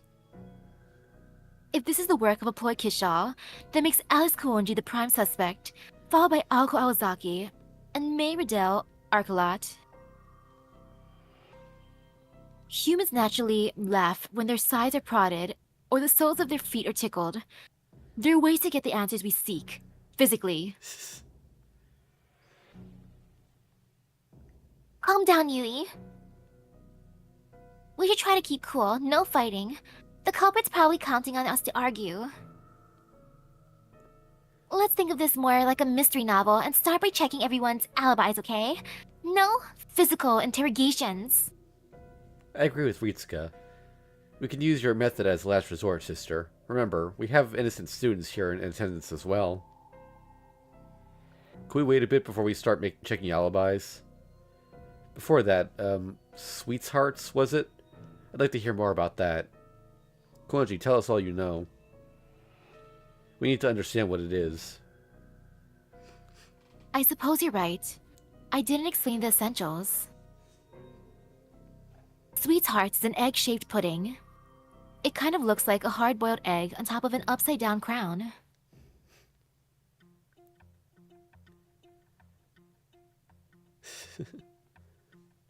That's novel. This is the first murder mystery I've heard of where the weapon was a pudding. I'm surrounded by idiots. That's merely how it appears before it activates. Sweethearts becomes a doppelganger of the person who eats it. By the way, if you remember, during the last Wonderful World of Ploys, they kind of passed over a flan as Yeah. To be precise, whoever eats a sweetheart is imprisoned inside the egg. Outside, the doppelganger appears. So once sweetheart is activated, it'll be in human form. So basically you're saying a person gets swapped with an imposter, right? Let me correct myself, only Tobimaru isn't a complete idiot. That's right, Sweetheart is a ploy that transforms into its user. A perfect replica, so perfect, it doesn't realize what it is. Too perfect, you could say. No matter how much you question or torture the suspect without objective, absolute proof, they won't be exposed. Once evidence is presented to them, they finally realize that they are Sweetheart. Oh my god, it's a classic logic puzzle! I can't take it anymore. This is so awesome! It's said the best spies learn to convince themselves they're not spies, but this is troublesome. That doesn't quite sound right. The culprit wants us to laugh, no? If they don't know who they are, what would be the point? Sweetheart and its proxy human can switch on and off. Okay, I guess we're calling it Sweetheart now. Though normally a perfect doppelganger, Sweetheart's own personality can emerge when certain conditions are met. Did different people write in each individual line? Like, I know, right? Of course, when it has the personality of its proxy human, it has no memory of being activated. What kind of setup was this? So we're dealing with a formless butcher, a murder with no ill intent. That meant the murderer could be anyone, even me. Any one of us could be Sweethearts. Everyone relax, just keep calm. If we start having too much fun, or start fighting, or get tired of this and try to go home, we're as good as dead. If anyone needs to calm down, it's you. But how can I be calm in a situation like this? If this is a dream, I don't want to wake up. At least half of the group needs to die to really spice things up. And then, once I'm the last one alive... Ack! Wow, talk about a crazy ploy. I guess all we can do at this point is check everyone's alibis. right, we might not be able to pin Sweethearts, but we might be able to figure out who committed the murders. Let's testify one by one. We should go over everything we did today. If anything seems inconsistent, don't hold back. I guess I'll start then. No one objected to Tsukiji's initiative.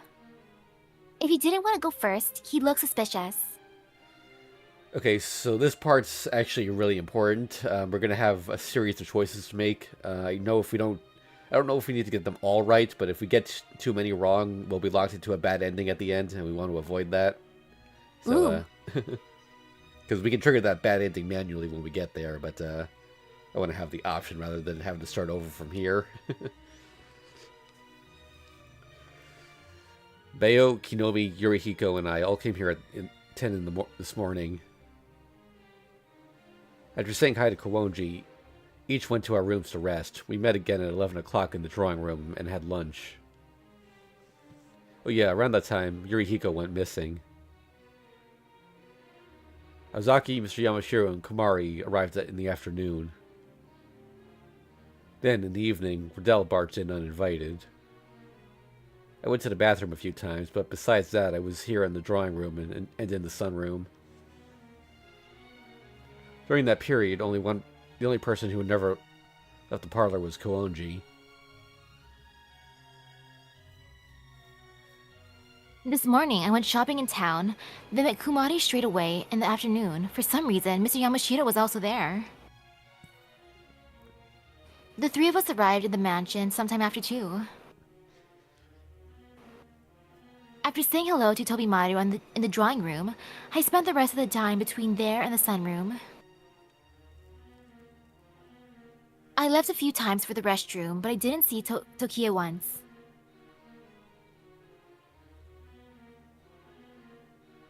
Huh? Do I have to go too? Whatever, but my story's the same as everyone else's. You know, it's a long weekend, so I hit Toby up and spent the night at his house yesterday. Hosuke was there too, so it was wild. In the morning, we all went to the park together to meet up with the old guy before coming here in the sweet Rolls Royce. At 10, I said what's up to Alice. Since then, I've been here chilling the whole time. Aye. Okay.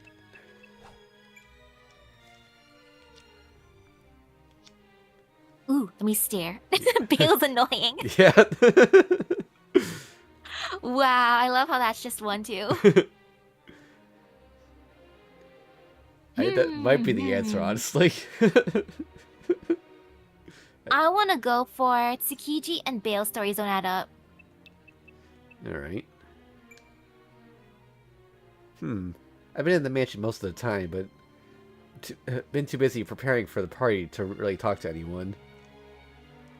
Mainly because a certain duo didn't want to help. Aside from that, I was mostly in the drawing room. I did go shopping and tend to the garden, but that was earlier in the afternoon. When I returned to my room in the evening, Mr. Tokitsu was already dead.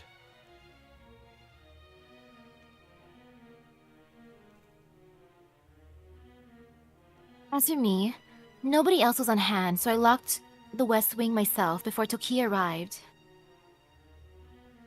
The West Wing contains many rooms that are off limits, including the ploy vault. From there, I went to the drawing room to look after the guests. I couldn't tell you who left after their seat for how long.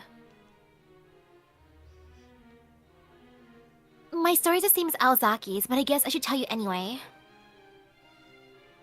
I met up with Aozaki and Mr. Yamashita at 1 in the afternoon and arrived at the Konji estate sometime after 2. I took a short break in my room from 3:30 to 4. I remember the priest and sisters coming into the foyer at around 4 o'clock. Oh, also, while I was napping, I thought I heard laughter, but it might have been my imagination. Don't read into it too much, it might make things confusing.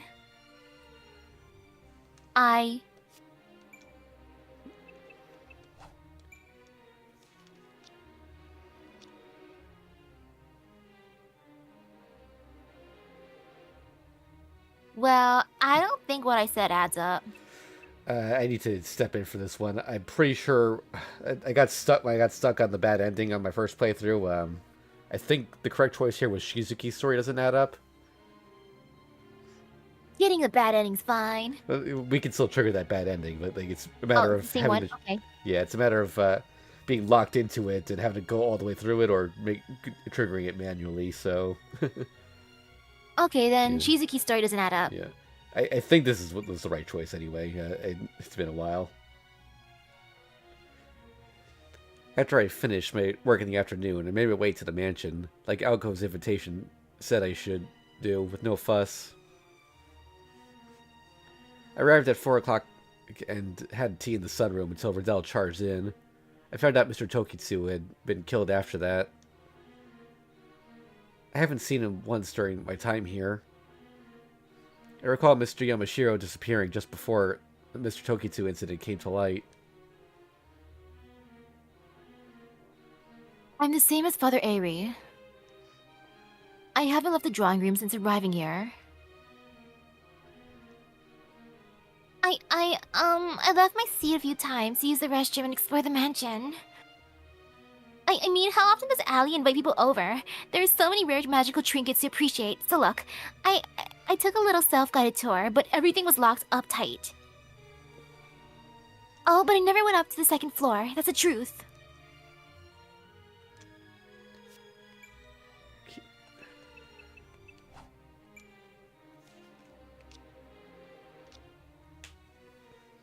Out of all of them, I think Ritsuka sounds the most sus. Yeah.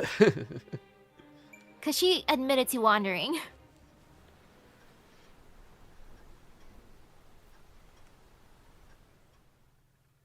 So hopefully there were at least enough correct answers in there. Otherwise things could get messy when we finish this up next time. The mood was a little tense, but there were no obvious contradictions between the alibis. The room grew quiet. There wasn't enough evidence to pinpoint the time of Tokitsu's death.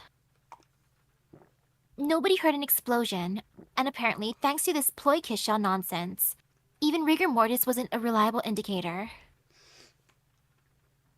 Since there was no way to deduce the exact time of death by examining the body, we could only estimate it based on the last time Mr. Tokitsu and Mr. Yamashita were seen. Mr. Tokitsu likely died between 1 p.m. and 6 p.m. Mr. Yamashita between 4 p.m. and 8 p.m. However, everyone was together at 7 p.m., so it had to have been sometime between 4 p.m. and 7 p.m. Only 3 people had solid alibis: Miss Kolonji, Father Eri, and Sister Yuika. Tsukiji and I have alibis when it comes to Mr. Yamashita because we were both in the drawing room at the same time. Aozaki, Shizuki, and Beo were unknowns. I think the most likely suspect are Aoko, Alice, and Ritsuka. They knew about the ploy. The rest of us had never heard of this sweethearts. Right, we should start by considering those who've known about it for a while. There's a huge difference between them and the rest of us who learned about it today. He was right. We needed to know when the ploy was activated. If it was me or Mr. Yamashita, once we arrived at the mansion, we'd have needed to find sweethearts and activate it without knowing what it was. Not impossible, but not realistic. That would classify the game as type of murder mystery including sudden crimes. The kind of scenario where unexpected tragedies occurred one after another.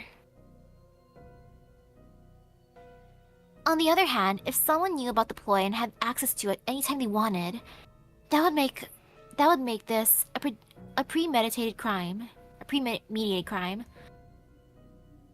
There was no need to figure out when the ploy was found. Person A would have already switched places with the ploy and executed their plan at their leisure once everyone was gathered. Currently, that was the most likely scenario. If we assume the perpetrator knew about the ploy from the start, that makes Aozaki a suspect. She had enough time to kill them both. It would have been tough for Ritsuka to kill Yorihiko.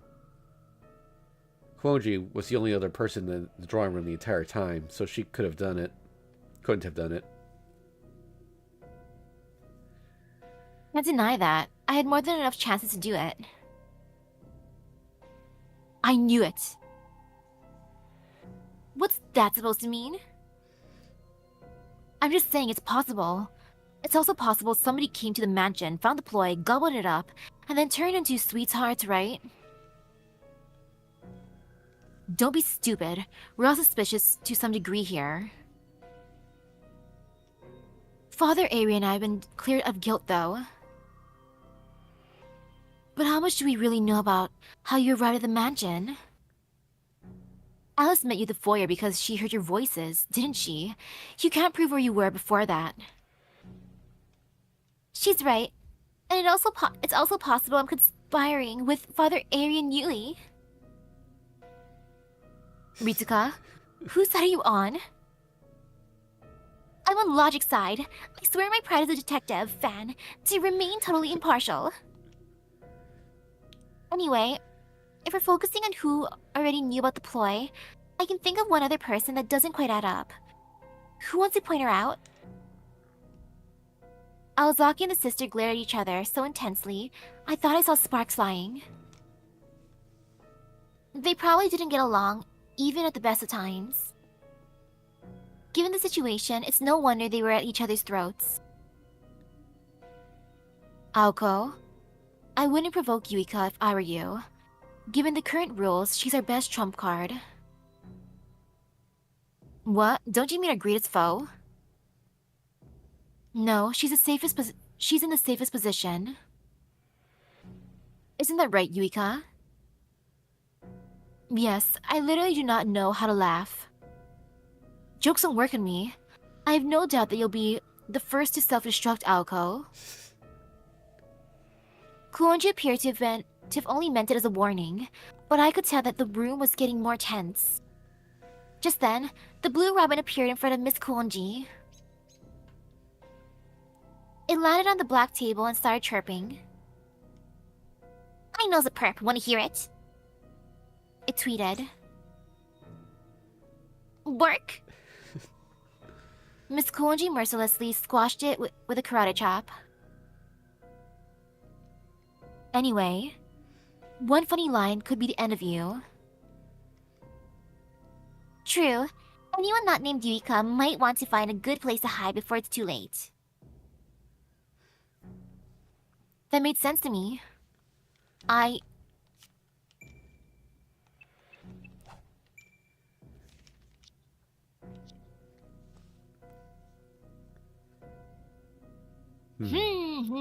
want to know about Riddell.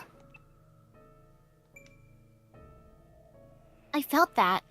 We needed to dig into more of the pink girl's alibi. Huh? You want me to go too? I've got nothing to do with any of this. If you thought about it for even a second, you'd realize those two idiots died before I got here. I don't even have a reason to use sweethearts. I'm a rich celebrity. I can solve most of my problems with money. Not to mention petty wishes. If I wanted to call down a storm, I'd do it even if it meant sacrificing everyone around me. Don't be a dumbass. You're as much a suspect as anyone. You know about ploys, you have a grudge against Aozaki and Kuonji, and you're way too over the top. On top of that, you showed up uninvited, in a freaking helicopter. What's more, you weren't wet from the rain when you came in. Care to explain that? I bet you hid somewhere in the mansion and called your helicopter in. That made it seem like you just got here. Oh, come off it. Of course I came here in a helicopter. I used my goblin to keep the rain off of me. You seriously think I'd come here just to murder you all? You've definitely thought about it before. Or was that Alice, maybe? You've definitely thought about it before. She has. Yeah, okay. That has nothing to do with this. You're giving me a headache. I'm leaving. Just you wait. I'll be back with the Operation British of my own. Ground Zero, this house. Can you even leave? Remember what Alice said? It's highly likely that Sweetheart's probability shift has collapsed the roads. And the phone is still out. Huh, I can still fly.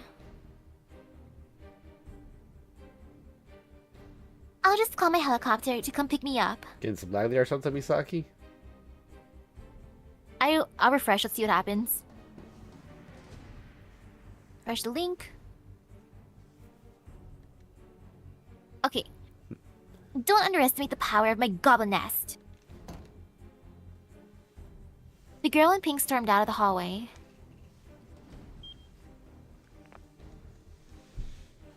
Hello, Daddy. It's me. Can you send a helicopter to Shiroi Nuzuka in Misaki Town? Yes, that Misaki. What? What do you mean give up? Have you gone senile, you old codger?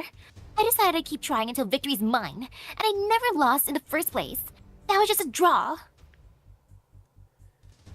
You know the coordinates. Send me a chopper now. You've got 10 minutes. Huh? What do you mean you can't send one in the storm? Do I sound like I care? Or are you suggesting that I fly myself out of here like a missile? We don't have any helicopters to send.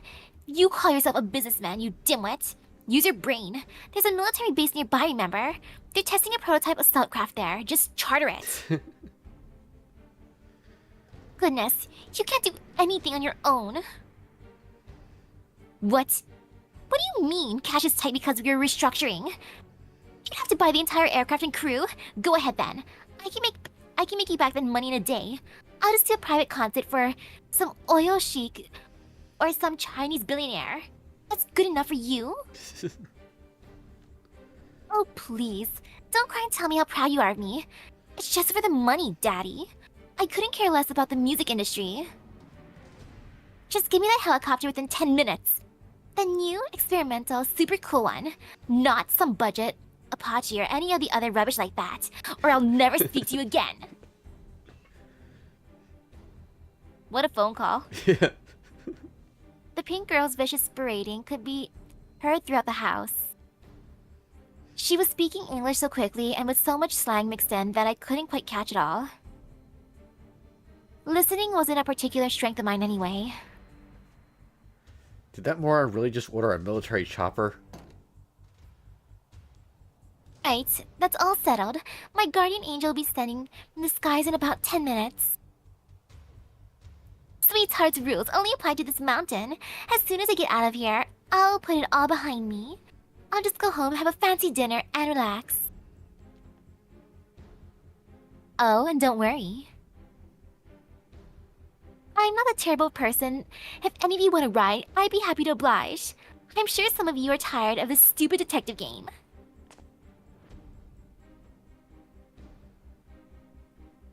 Hold it, buddy. Where do you think you're going? Well, she said she was our guardian angel. I wouldn't if I were you, Sojiro. If she's an angel, then that makes Aozaki a goddess of healing. Don't fall for her crazy metaphors. Huh, what about you, Kamari? You heard what Tobimaru said. I'm not going. If she wants to leave, she can go by herself. To be honest, if rescue was coming, I really did want to leave, but I wasn't about to owe this pink princess any favors. Humph. You must all be a bunch of dreamers who stay all chummy in a time like this. You all can do as you please. Just don't let tomorrow's headline be, all guests missing from the Hilltop Mansion. Huh. Not how you want, coward. Nobody's coming for you in this weather. It's like hell out of here. Who's really dreaming? And then, before even 10 minutes had gone by, there was a bizarre noise from outside that was separate from the howling storm. Aha! Earlier than I expected. I knew Daddy would come through. He's got friends in high places, and he knows how to use them.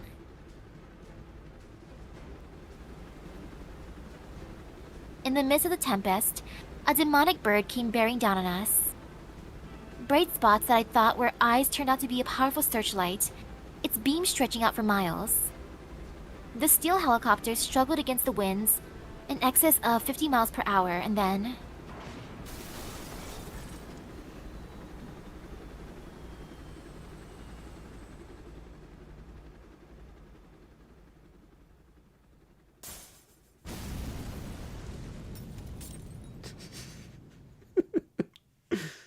Oh, it crashed. Ah!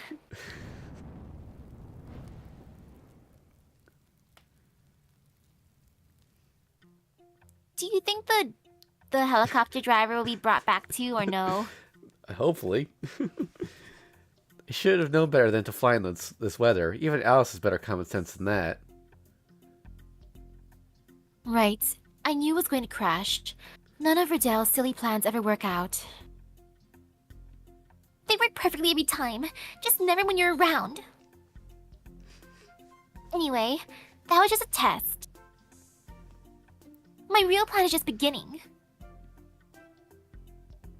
Hang on, I have to take this. Time out. The pink girl went out back to the hallway. Maybe she had a paper in her pocket. A pager in her pocket. What? They're claiming you're responsible? Special forces are breaching this the company office? Her yelling resonated throughout the hallway. Calm down. Don't do anything stupid. Calm down. Don't do anything stupid.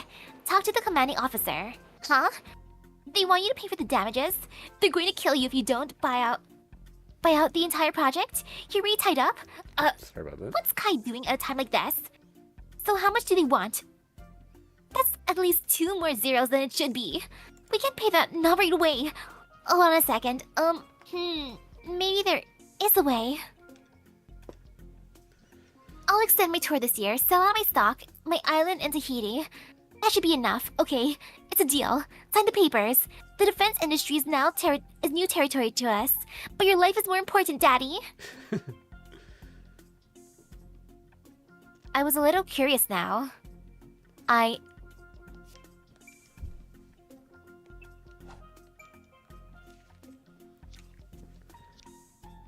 Let's go peek. Alright. I think I'll take a peek in the hallway. There I saw... I've lost everything. Everything. Her face was haunted, as if she looked upon the end of the world. I quickly shut the door and pretended I didn't see anything. She deserved a warrior's dignity, at the very least.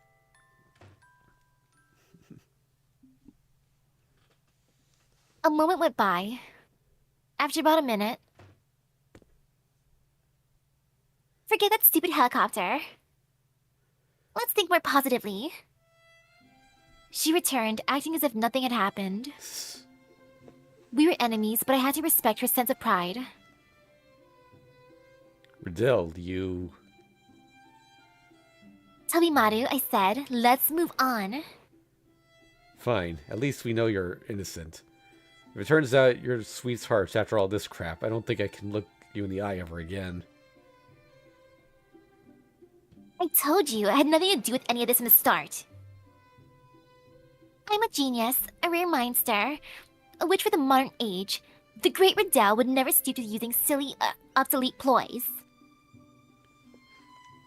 But you'd use a helicopter? Shut up about the helicopter. This is about me. I laughed, but I'm still alive, aren't I?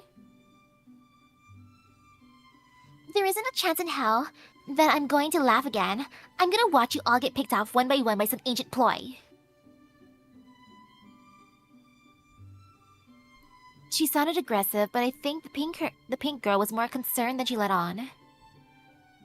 With one last huff through her nose, she plopped down on the sofa. She seemed to made up her mind to work with us for tonight. Sorry, but I'll be back in a second. Carry on. Miss Kuonji was... the bathroom. Now we know for sure that escape is impossible. We need to figure out who Sweethearts is, or survive until morning. I personally favor the latter.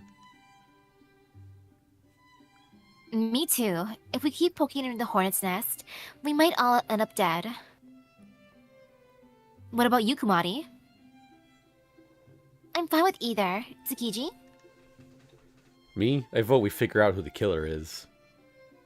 I'd like to give them a piece of my mind. I'm fine either way. I don't share Miss Riddell's opinion, but I'll be safe with either option. I'm with Tsukiji. Time for a little deductive reasoning. As for me, let me think. The weather's only getting worse, so maybe we should stay in our rooms, lock the doors, and go to sleep. Nobody can make us laugh then. Oh, but it's so boring. Come on, Sojiro, let's stick this out. Don't you want to watch Aoko die? Bayo, it's not funny. Hmm?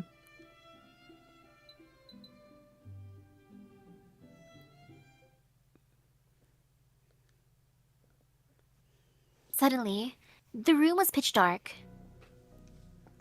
Everyone, stay calm. It's just a power outage. If I find out who turned the lights out, I'll knock their lights out. That was a close one. I heard several people almost fail to suppress a laugh. I'm kind of curious what that was in Japanese. I don't know if I'll be able to understand it, but... 落ち着いて。電気が切れたようです。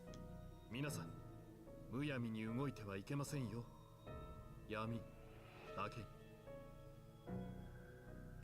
Yeah, not sure.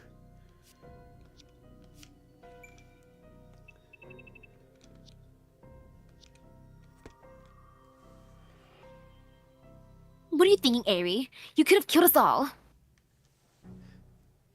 He would have killed you, maybe. But I decided to keep that to myself.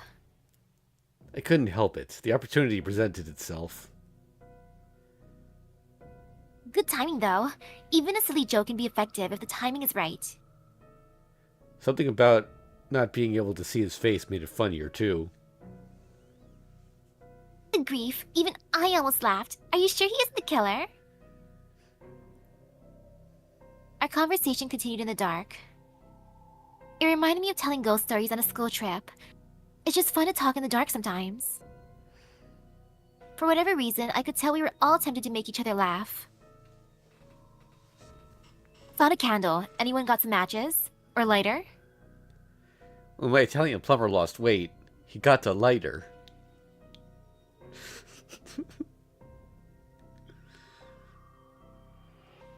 Was that Father Airi again? Oh man, that was so bad. I feel dumber for having heard it. Nah, I think the simple jokes actually work better given the primal circumstances we're in.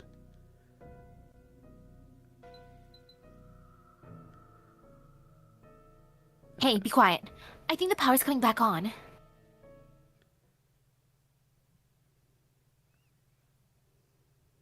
Did the Kuonji estate have its own power generator? It wasn't clear who restored the power, but the drawing room was flooded with artificial light. Looks like this old mansion at least has some proper equipment. I was worried we were going to be stuck in the dark until morning. Burdell had moved next to me at some point. She looks up. I followed her gaze. What?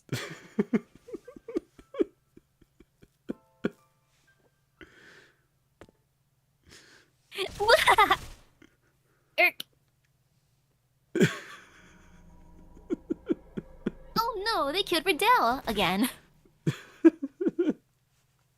The pink girl took what looked like several impacts to the chest, spun around dramatically, and collapsed. Riddell, what happened? Aozaki rushed over to her side. I narrowly avoided the same fate. If she hadn't started laughing first, I'd have busted a gut for sure. Riddell, hang in there. Before you die, tell us what you saw. Was it the killer? No, something much more interesting. Much worse. Squishy demon. Blarg. Riddell! Aozaki burst into tears, clutching Mei's lifeless body in her arms. They were probably more alike than they cared to admit. She's changed back already. I know, right? Amidst the commotion, Miss Kuonji returned, not appearing to have noticed the death. What's going on? I don't know. She just burst out laughing for no reason, and then she was gone. Don't think she's coming back for this one. Perhaps out of pity, Tsukiji covered her with a tablecloth and lay her to rest at the side of the sofa. I quietly shuffled over to Miss Kuonji and whispered in her ear. Miss Kuonji, what was that? I mixed up my change of clothes. Don't tell anyone, Kumari. Okay, but you're not the killer, are you? Of course not. That was just a hobby of mine. Don't worry. For some reason, I've always felt like bullying her, and I can't explain why. It's really too bad, she sighed. Again, I felt a little sorry for Riddell.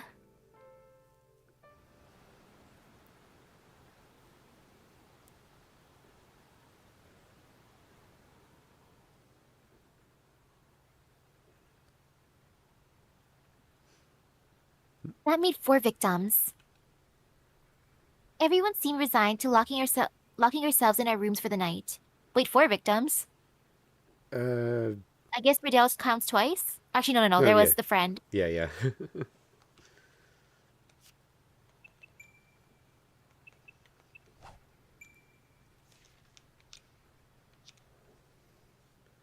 You know, that sounds dangerous.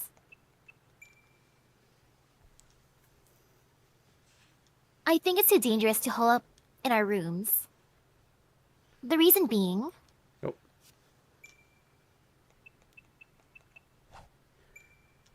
This would actually be a good spot to end for today, just so we have enough for next time. I will say you... Holy cow, there really are a lot of options. Yeah. Option N. Or decision O, I mean. Yeah. I will say you have dodged at least 3 bad endings so far. Ooh.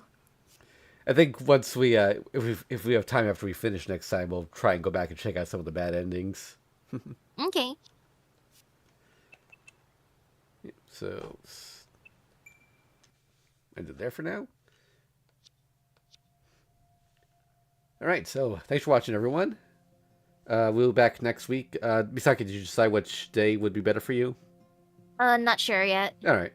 So, we have one stream left. This will be the finale. It's going to be either Saturday or Sunday. We don't know yet, but, we'll have the stream announcement up a couple hours in advance, so... Sometime this week I want to get back to some more Super Mario RPG, maybe Wednesday. But I'm also trying to catch up on stuff after the whole Fate Grand Order Gouda Gouda debacle. Yeah, maybe Wednesday or Thursday for that, and if not, I might have to wait till next week, but... yeah, so I'll see you all next time.